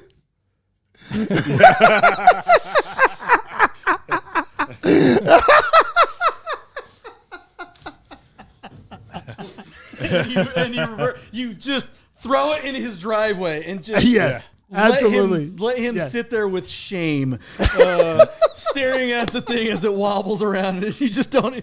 I mean, that is just. God. But I feel like also if I showed up at Carzun Cafe, I'd be like that. The person who's experienced homelessness. And I'd be sitting there, and I wouldn't be begging, and literally, Tony or even like Dale, some of these guys come over and be like, dude, seriously, I got a set of wheels. They're just sitting in my garage, man. No one needs to know. I got this for you. Just let me. Sweet Lionhearts. They only have like 600 miles on them. Oh my god. A little bit of inside camber wear on the rear, but don't worry about it. It's gonna be fine. Oh my god! All right, what is this? Mental, rarely do I get such enjoyment from picking a car that just torques everybody until they're like, "Oh my god!" Oh no! Let's go back to my initial statement. Don't hate it. Would like it if it's cheap. Yeah, Mental, I can get you a much better car that you don't have to throw the gear shift lever in the driveway. Get to throw the gear shift lever. This car is not cheap. So as I stated, this car actually closes on Friday, the 29th. And is at $30,000 on 14 bids. Never mind. I retract my statement. JP, I think $34,000 will take this thing home. I send it to you at $34,000. Where are you at? It's a good bid. Good bid. Doug Demuro likes them weird, and he's got a weird one. I'm going under at $33,997. What do you think, Wade? I'm tempted to throw a high number out there. I feel like this is the kind of car that a group of kids in the comments are going to talk themselves into buying at like $41,000. Oh, what? And because I think this is the platform that facilitates that kind of buyer. That person is keeping the gear shift knob. Exactly. And everything else. And they're going to add more. Right. So that's honest. I really They're going to go to O'Reilly's and get the vent stickers for the they got a parts list and they got their finger on the button ready to bid. Like the guy that bought my Boxster. He got the refrigerator lettering and wrote Porsche down the side and put a big old plastic Porsche letter logo on the airbag, a bedazzled with sparkles on it. So when the airbag goes off, it's gonna it's like shotgun. It's like put shrapnel in front of your face. It's like a burner. Mental. What do you think this car is gonna bring? I want to go in the comments. You guys were talking about going to AutoZone. Here's what's going to make you feel old there, Deeb and JP. Randy B said the JC Whitney. Yes. The catalog. David Van bringing it with blue steel. Oh yeah, I That is blue steel. Yeah. yes, I like this car. aluminum. If it was cheap, I think it's already kind of overpriced. And Wade was spot on. It's a bunch of people talking themselves into, look, I got a Porsche. They have no idea what it is. I'm going to say 31,997. Carbine thinks this thing's going 39,997. We're on the same page. Ross thinks this thing's going 42,997. Hey, you guys, wow, really? We're all talking ourselves into a big number now. Man, I guys are definitely got to go get that one. Oh, and also Holy cow. while you're there, Tom wants to know, quote, Deeb, why are you punishing us? You know what would be great? Not it's a beat not up electric. Come on, relax. not a horribly modified cabriolet. You know what would be awesome? An MR2? Oh, snap. All right. With that fantastic tease ahead, I present to you this 1991 Lamborghini LM002 that is on Bring a Trailer as a premium listing out of Los Altos Hills, California. This is one of 300 examples produced for the world, showing 24,000 kilometers, which is the equivalent of 15,000 miles. Our car closes in 6 days, but since we will likely not have a show on New Year's Eve, this will close between this week's show and essentially what will be next Wednesday's show. So despite this car closing next Tuesday, I thought we would take a quick deep dive into the LM002. I've got some specs here. So this has the anniversary Countach engine in it. It's a 5.2 liter, 24 valve V12, makes nearly 500 horsepower. Those are 17-inch OZ wheels, and that is all transferred to all wheels through a ZF 5-speed manual transmission. Our car is got 20-year-old tires, so it's in dire need of a new set of Scorpions, 5 to be exact, and a set of this specification Pirelli Scorpions will set you back $18,000. Oh. These cars also hold like an entire case of oil in the sump of the block on these things. An oil change will set you back, a couple $1,000s. Its driver quality, the fact that it does have some miles on it, helps. And there is a really cool driving video of this guy just cruising down the road. And if you're at home and you click on this listing and look at the driver video, I encourage you to either put on headphones or turn up the volume of your computer and listen to what that thing sounds like. It is. Here we go. Pretty cool. Oh, that's the walk around video. No, there's a driving video, I think, that's separate from that. But Okay. I just want to tell you real quick, this listing, which has essentially a week to go before it closes, has like 3 pages of comments on it on the BAT thing. And they have unearthed some incredible facts, which I did not know. As Lamborghini made this thing to be a military vehicle, they were trying to market to the U.S. military. And they said at the last minute, some very sane American general said, do we really want a bunch of America's youth, like a bunch of 20-year-old kids from the Midwest, running all over the world, in the desert in a bunch of Lamborghini all-terrain vehicles? And so they scrapped essentially the contract that was on the table to start supplying the U.S. military with these vehicles. And shortly thereafter, just a few years later, the Hummer dropped, and the Hummer essentially replaced this car for the U.S. military. A lot of people want to compare it to a Hummer, and they said that the Hummer is essentially a truck. And they said that while the Hummer is incredible, the Lamborghini is also incredible, and that it really is more closely a relative of a trophy truck. And that these cars, when running properly, can do 150 miles an hour in the sand. Anyway, listen to this for a second.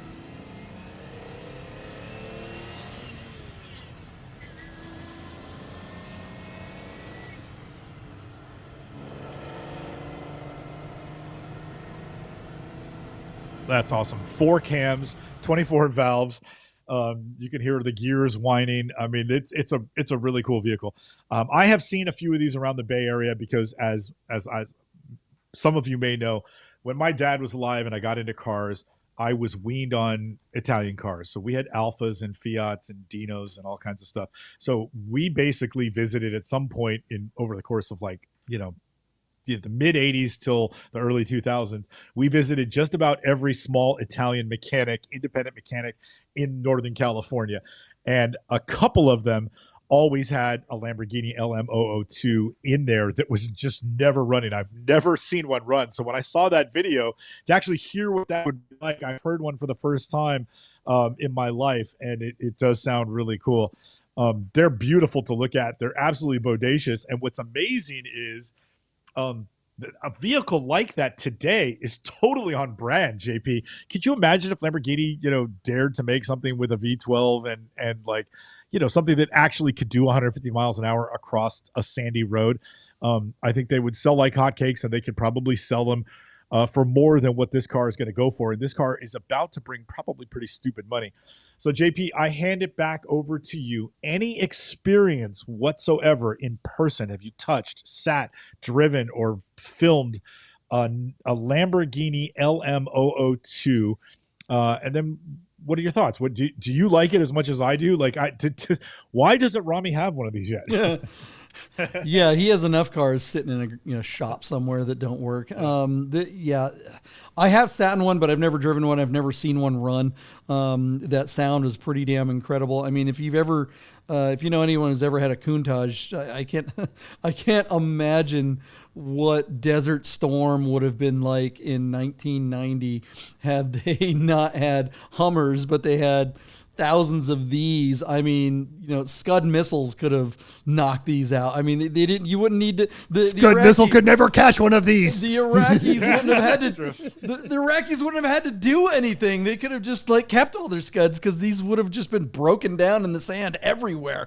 I mean, it's just. This is not a reliable vehicle, but it is amazing that the government didn't buy them, because imagine if they get, $15,000 for a Hammer, imagine how much they could have gotten for one of these. I don't know. I love the way it looks, even though it looks like the cars that my friends and I would sit in art class and draw in junior high. We had our own line of car. We called them the Uglos, and we would always make the most ridiculously looking stupid car. And they literally looked like this back in 1981.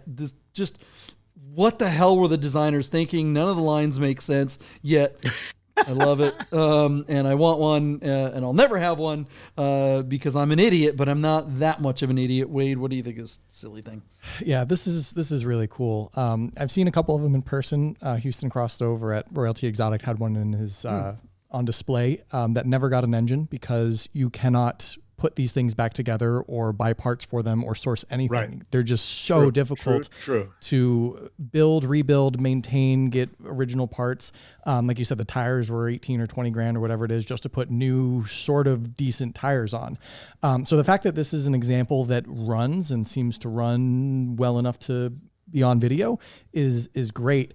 These are having their time right now. And Michael Deeb, there isn't an example, a modern day example of this. Somewhere between the Urus and the new Sterrato are kind of filling that gap. I know the V10 Sterrato, that off-road Lambo, is really, really popular and has gotten high praise. But having an off-road SUV, modern day V12 Lambo, I think would do stupid well. Yeah. People would scoop those up. Look at the G-Square. Exactly. Yeah. Exactly. Yeah. But in the meantime, you're going to have to spend $250,000 on this and never drive it and hope to God nothing falls off of it ever. It will never, ever work. Mental, how about you? Do you have any experience with one of these? No, but if anyone is willing to let me, I wanted to ask this question, because we're looking to go to Luft here in April. Where is he buying gas? I need to know where that gas station is in California. That's where Monterey. I can buy premium for $520, because I think the last time when I had to fill up the Mercedes out there, I've had mortgage payments that cost less than the premium I was buying. Yeah, Los Altos is the Bay Area. That's above Silicon Valley. But isn't that the gas station in Monterey? Just look at this. Look at that. That's the 76 station right there at the bottom of the hill, right very well be. On the other side of the valley from Laguna Seca.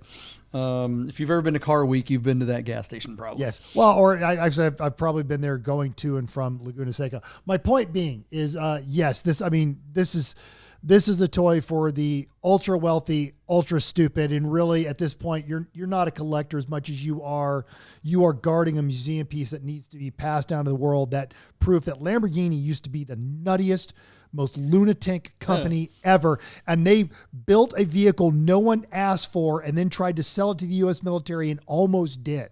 And that says so much crazy? about Lamborghini in the 80s. It just answers questions. Like when you meet someone's What was parents. going on in Italy and the U.S. government? They sold Berettas, Right, and they almost got away with selling this thing. Yeah, I mean the Beretta is about as big a piece of junk as a Lambo. Rochelle from Guys Custom Bracelets. We're all wearing our Guys Custom Bracelets, right?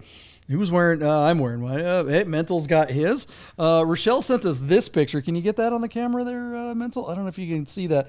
It's some chocolatier that she knows of. It's kind of blurry there, but it's like this. She said that the body on that thing looks like this weird chocolate Chocolatier, thing that she found. Actually, I might be able, hold on a second. I might be able to make this work. Can you zoom into it? No, if I click on the picture. It'll be like the Galloping Gourmet. Put it right with the pan right by my face in the wide shot. Anyways, yeah, no, good take from Rochelle.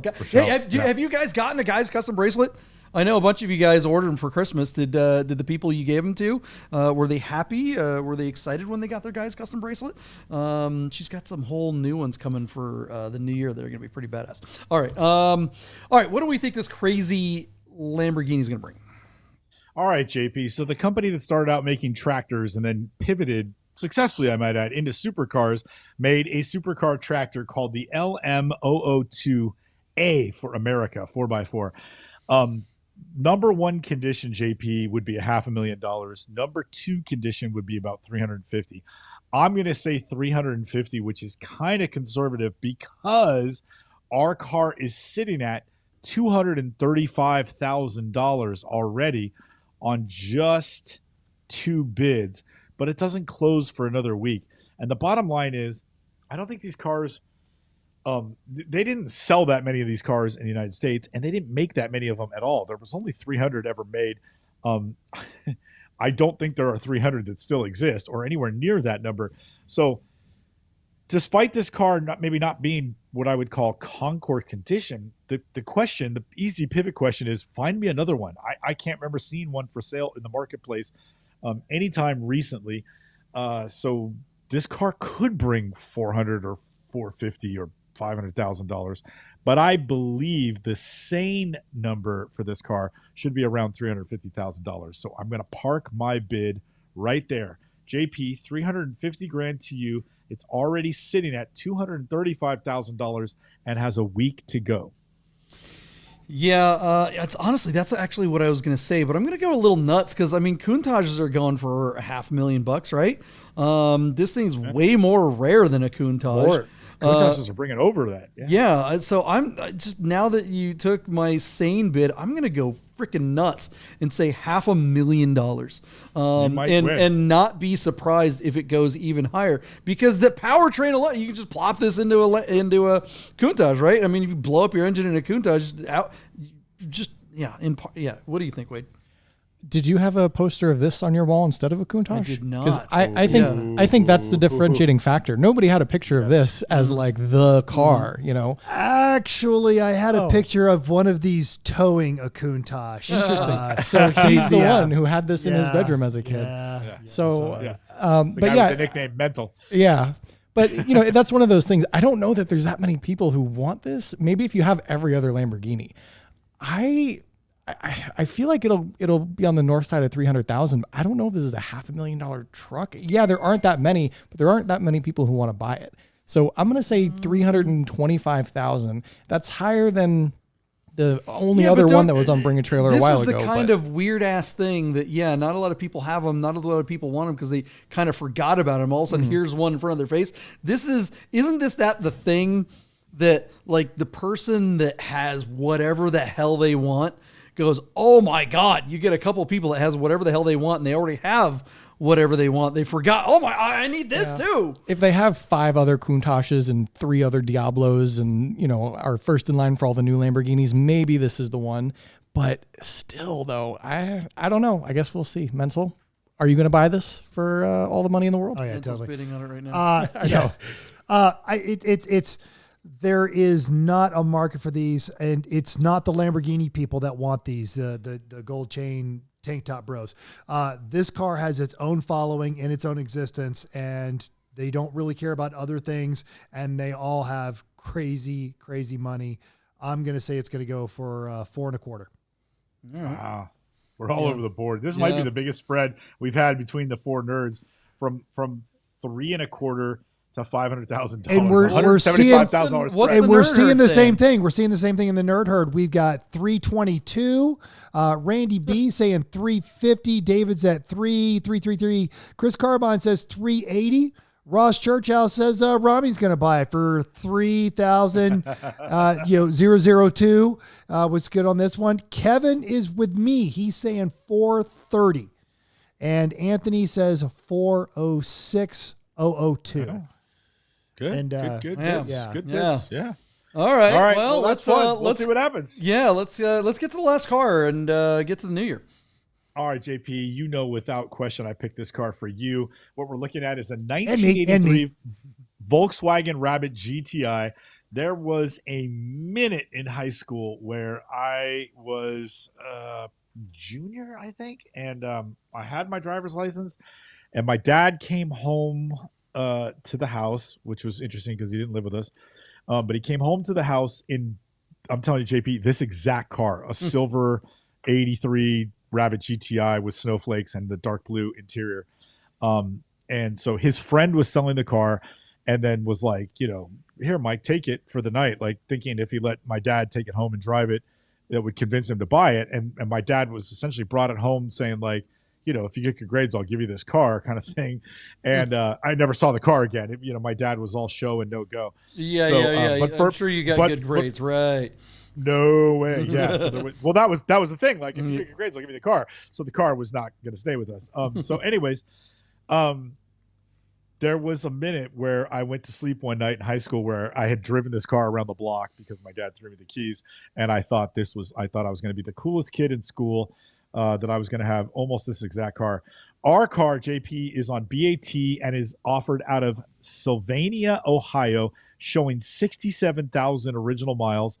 1.8 liter inline 4, 5-speed manual. It's got the 14-inch snowflakes. The aforementioned midnight blue cloth upholstery looks to be in very good condition. The bumpers have some pitting and some scratching and stuff, but overall, this looks like a pretty decent survivor. And we rarely see Volkswagens of this generation come up very often at all. And when they do, they've got a steering wheel from Grand Auto or the J.C. Whitney catalog, or the interior has been shot and they've been reupholstered it with some bullshit, non-original cloth and everything. I'd say this car looks damn good right down to the golf ball shift knob. So I just thought this was worth taking a stab at. It's got the rear wiper and I mean, JP, this car is credited for starting an entire category of automobile, which is affectionately referred to in Europe as the hot hatch, and is an important genre.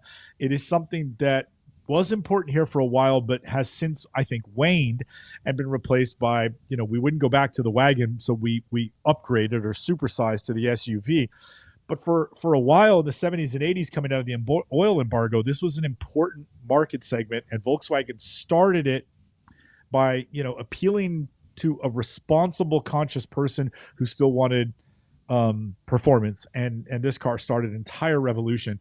And so why not take a look at this one? And what do you think, JP? How many Rabbit GTIs have you owned in your lifetime? It's funny you asked that because I have had so many Volkswagens, when I was younger, and this is one car that I never owned of this era. Yep. I had all the Scirocco's. I had Rabbits that I built up, and I had a bunch of friends that had these. When we would roll down to the Cinema 12 to go cruising, and I'd be in my Scirocco, there'd probably be 4 or 5 of these in our crew rolling deep with the Volkswagens. Awesome. And it was always GTIs. It's always these Mark I GTIs. Everybody had GTIs and Rabbits. Scirocco's were kind of the more rare car. if you could call it rare. These were just much more common, and they're more useful. It's they're the same damn car, really. I mean, a Scirocco and a GTI. The GTI is just a little taller, so a little bit more practical, I guess. But I mean, the identical powertrain. Those are the most comfortable seats of all time. Look at how nice those little velour. Yeah, it's amazing to see. I'm just so glad that this car hasn't had the 2-liter 16-valve swap or the VR6 swap. There's just so few of these. Most of these were cheap for so long that they all just got hacked to bits. I can smell this car. I've spent so much time, in Volkswagens of this era. Everybody, it's that red stripe around the front grille. Just a neat car. All the torque steer for days. Just tons of fun to drive.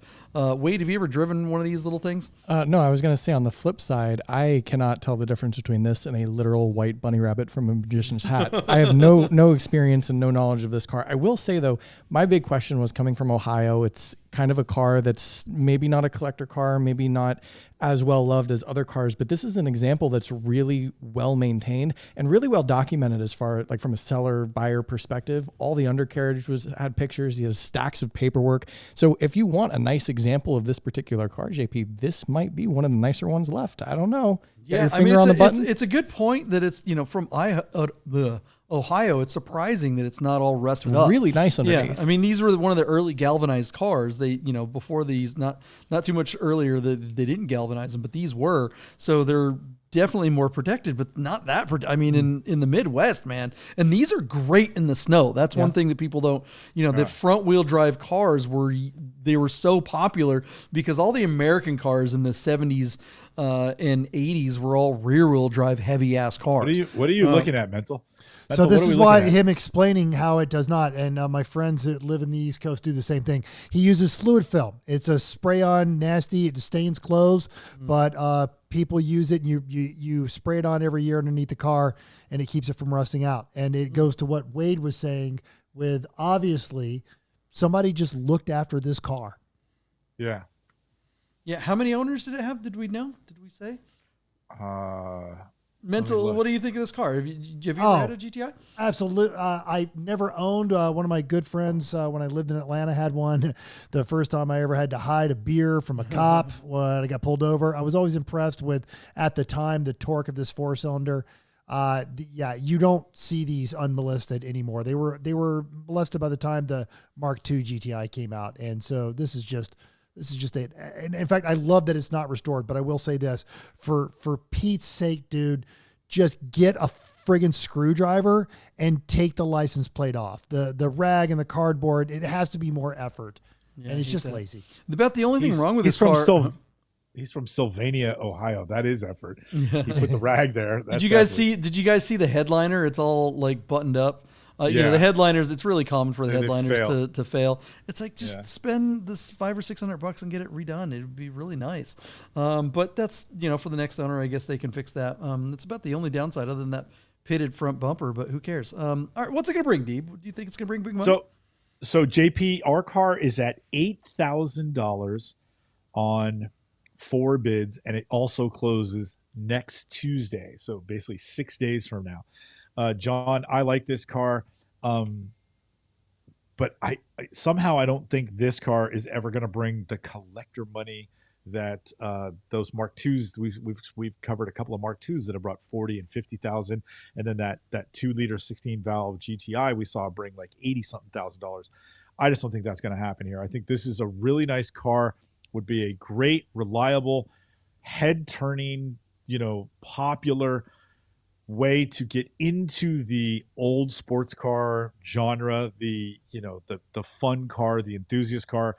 You could do a lot worse. Now, could 20 grand get you a bunch of other different kind of cars? Yeah, but I'd say you'd have one of the nicest and almost rarely seen GTIs. So I'm going to say $20,000, JP, and I think that would bring this car home. I think in Sylvania, Ohio, you could get a whole new trailer for $20,000.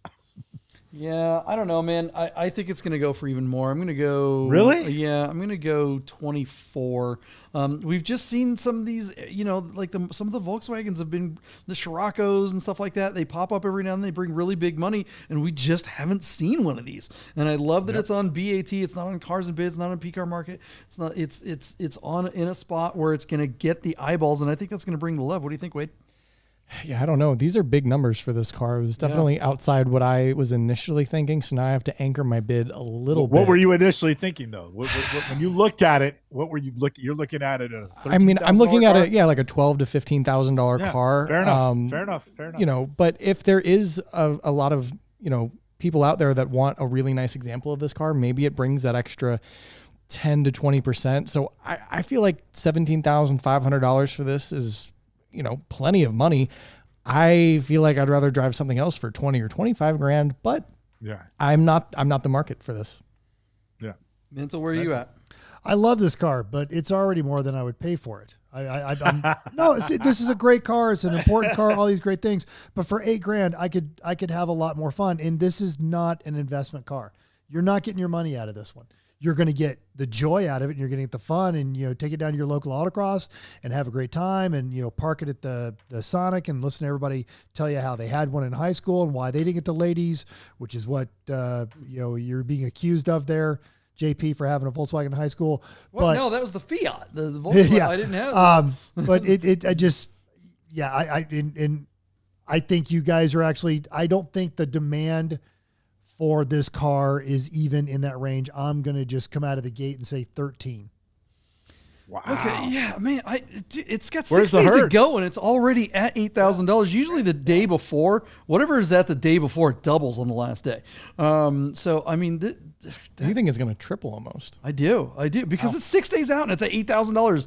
I mean, and there's no comps to this, Wade. There are, if there were, we would be covering more of these. We never see Mark I GTIs that are all stock that have less than 160,000 miles. So this is a unicorn. I agree with Mental that there are better cars that you could get for 25 grand. But I think that 60 something thousand miles that look like they're legit 67. So like when I first saw this, I'm like, yeah, I mean, how many of these? It's so easy to swap the odometer on one of these. But I think 60,000 miles on this car may as well be 20,000 miles. I mean, that is collector miles. I haven't seen a Mark I GTI with 67,000 miles since 1985. I mean, they all had hundreds of thousands of miles. We haven't seen a Mark I GTI with stock cloth interior. Right. They're all worn out because they have 200,000 miles on them, and they've been and engine swaps and all kinds of Well, and you could also break into them with a screwdriver, reach under the dash with your bare hands and hotwire them.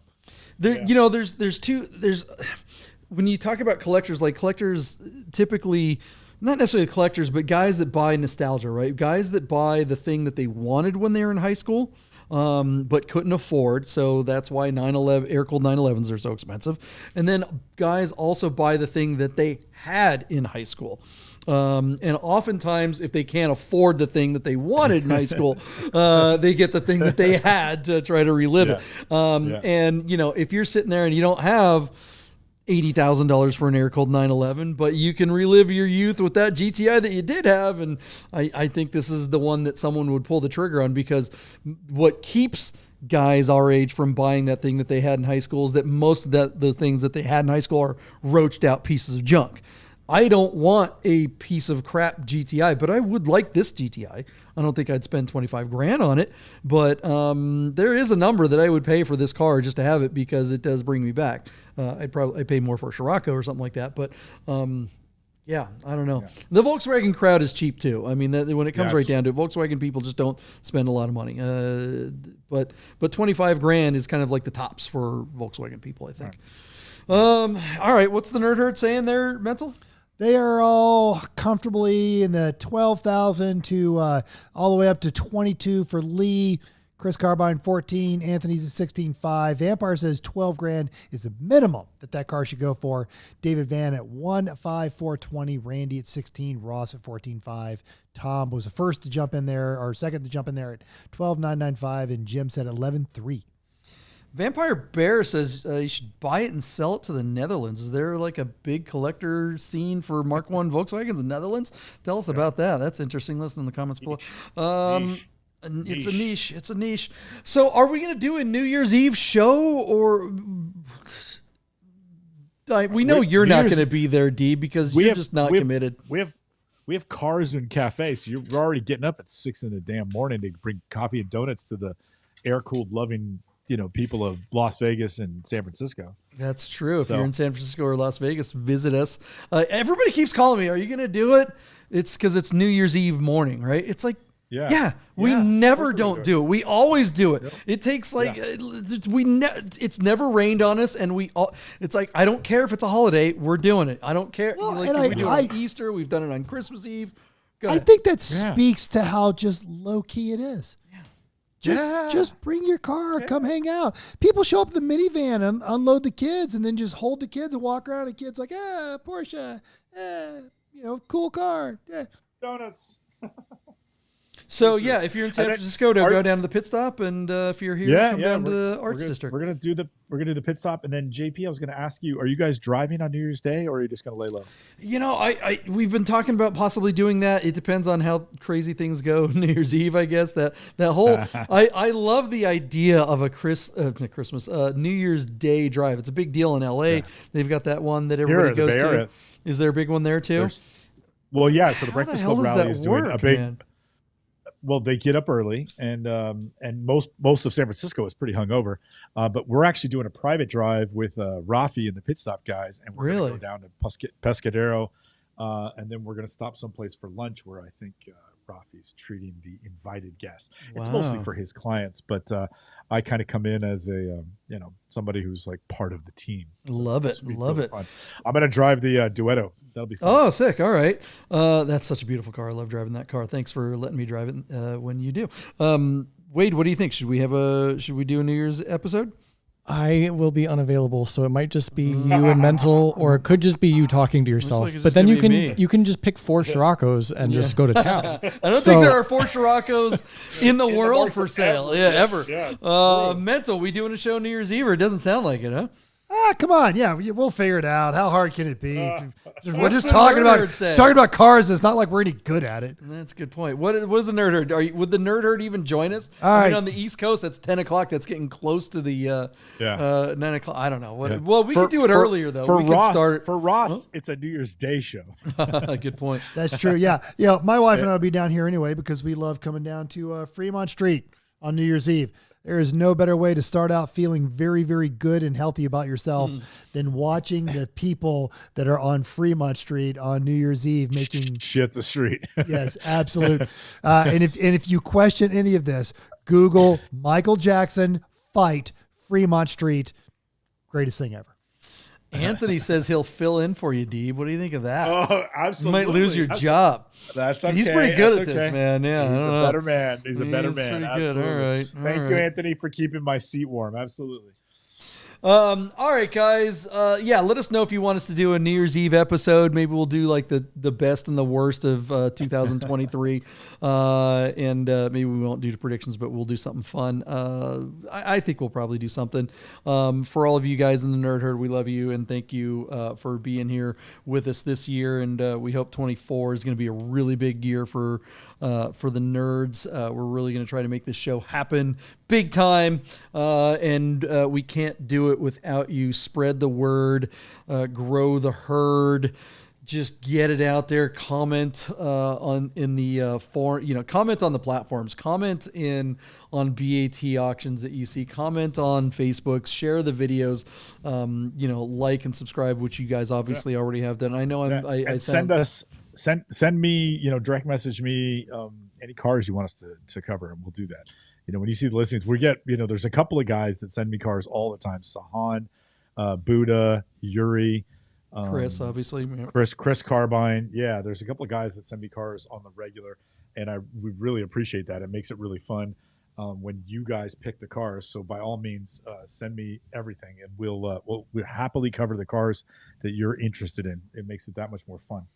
Tom says we need nerd merch. It's coming. We're going to set up some kind of like mug club, hat club type thing or something like that. So that stuff is on its way. And look, if you have a car for sale and you want to try doing the auction thing, Michael Deeb, you with the Haggertys, tell us about that. Yeah. You can reach me at mdeeb. So that's Mary Delta Echo Echo Bravo. mdeeb at haggerty.com. Email me and let me know if you've got something that you'd like to sell, and I can help you figure out the best way to get you the maximum return for that car, either in our online live auction or in a in-person live auction. We are going to be ramping up our Amelia Island. So if you have a very special car, something that would represent the best of a particular model, and you think it might be a candidate for Amelia Island, we are accepting consignments right now. So reach out to me and let's talk. Thank you. Where can we see your content, Wade? I am over at Tech Daily on YouTube. The next event for me is CES here in Las Vegas. So if you want to see anything in the world of technology that's new or weird or upcoming or is probably never going to come to fruition, I will be at CES posting stuff on Instagram and Twitter and probably YouTube as well, which is the first. What's your IG handle there? techdaily.jpg, which I don't use often, but my New Year's resolution is to actually use Instagram because people like pictures and videos and whatnot. So look forward to that stuff. But in the meantime, I'm going to enjoy a quiet New Year's with the family and watch some fireworks and appreciate this year of support and bids and cars and everything else from the Nerd Herd. What does the Nerd Herd think we should call this episode? Let us know in the chat real quick, and Mental can tell us about his podcast. Yes, I'm sorry. I'm reading the comments. You can get a hold of me. Everyone Racer is me and my co-host. We talk about amateur endurance racing, and check your message. Check the comments there, D, because you've got someone that wants to sell their 951, and there's someone that we want to be friends with anyway. But our new episode will be out tomorrow. It's our New Year's goals episode, what we're going to try and accomplish in 2024. All right, and new videos coming on the Rami Show soon, as well as Derfots Nation. So check out our sister channels there. And Happy New Year to you guys. I won't say we'll see you next year because we're going to do a New Year's Eve episode, Hell or High Water. Go to our Instagram page. I'll post it there as to when it's going to be. And I think we're going to do, I like the idea of the best and worst. So if you guys have ideas for the best car auction and the worst car auction of 2023, send us links let's put together a list. That could be pretty fun. David Van says that would be dope. And as far as suggestions for this episode, the only one we've gotten so far is either the Deeb is Late episode or the late show. Everybody's late show. I thought late would come up, and it definitely came up twice. That's pretty good. I don't know how well that's going to work for the algorithm, but okay. Anthony Vieira, I'll reach out to you about the 951. Thank you. And JP, I think there's actually a really good chance that if we do a show New Year's Eve, I could probably jump on. So okay, all right. I mean, I think we'll do it early. Let's do it early for the folks on the East Coast and everything like that. We'll make a special episode. All right, cool. That'd be fun. All right, guys. Thanks again. We'll see you New Year's Eve. Nerds! Get those nerds!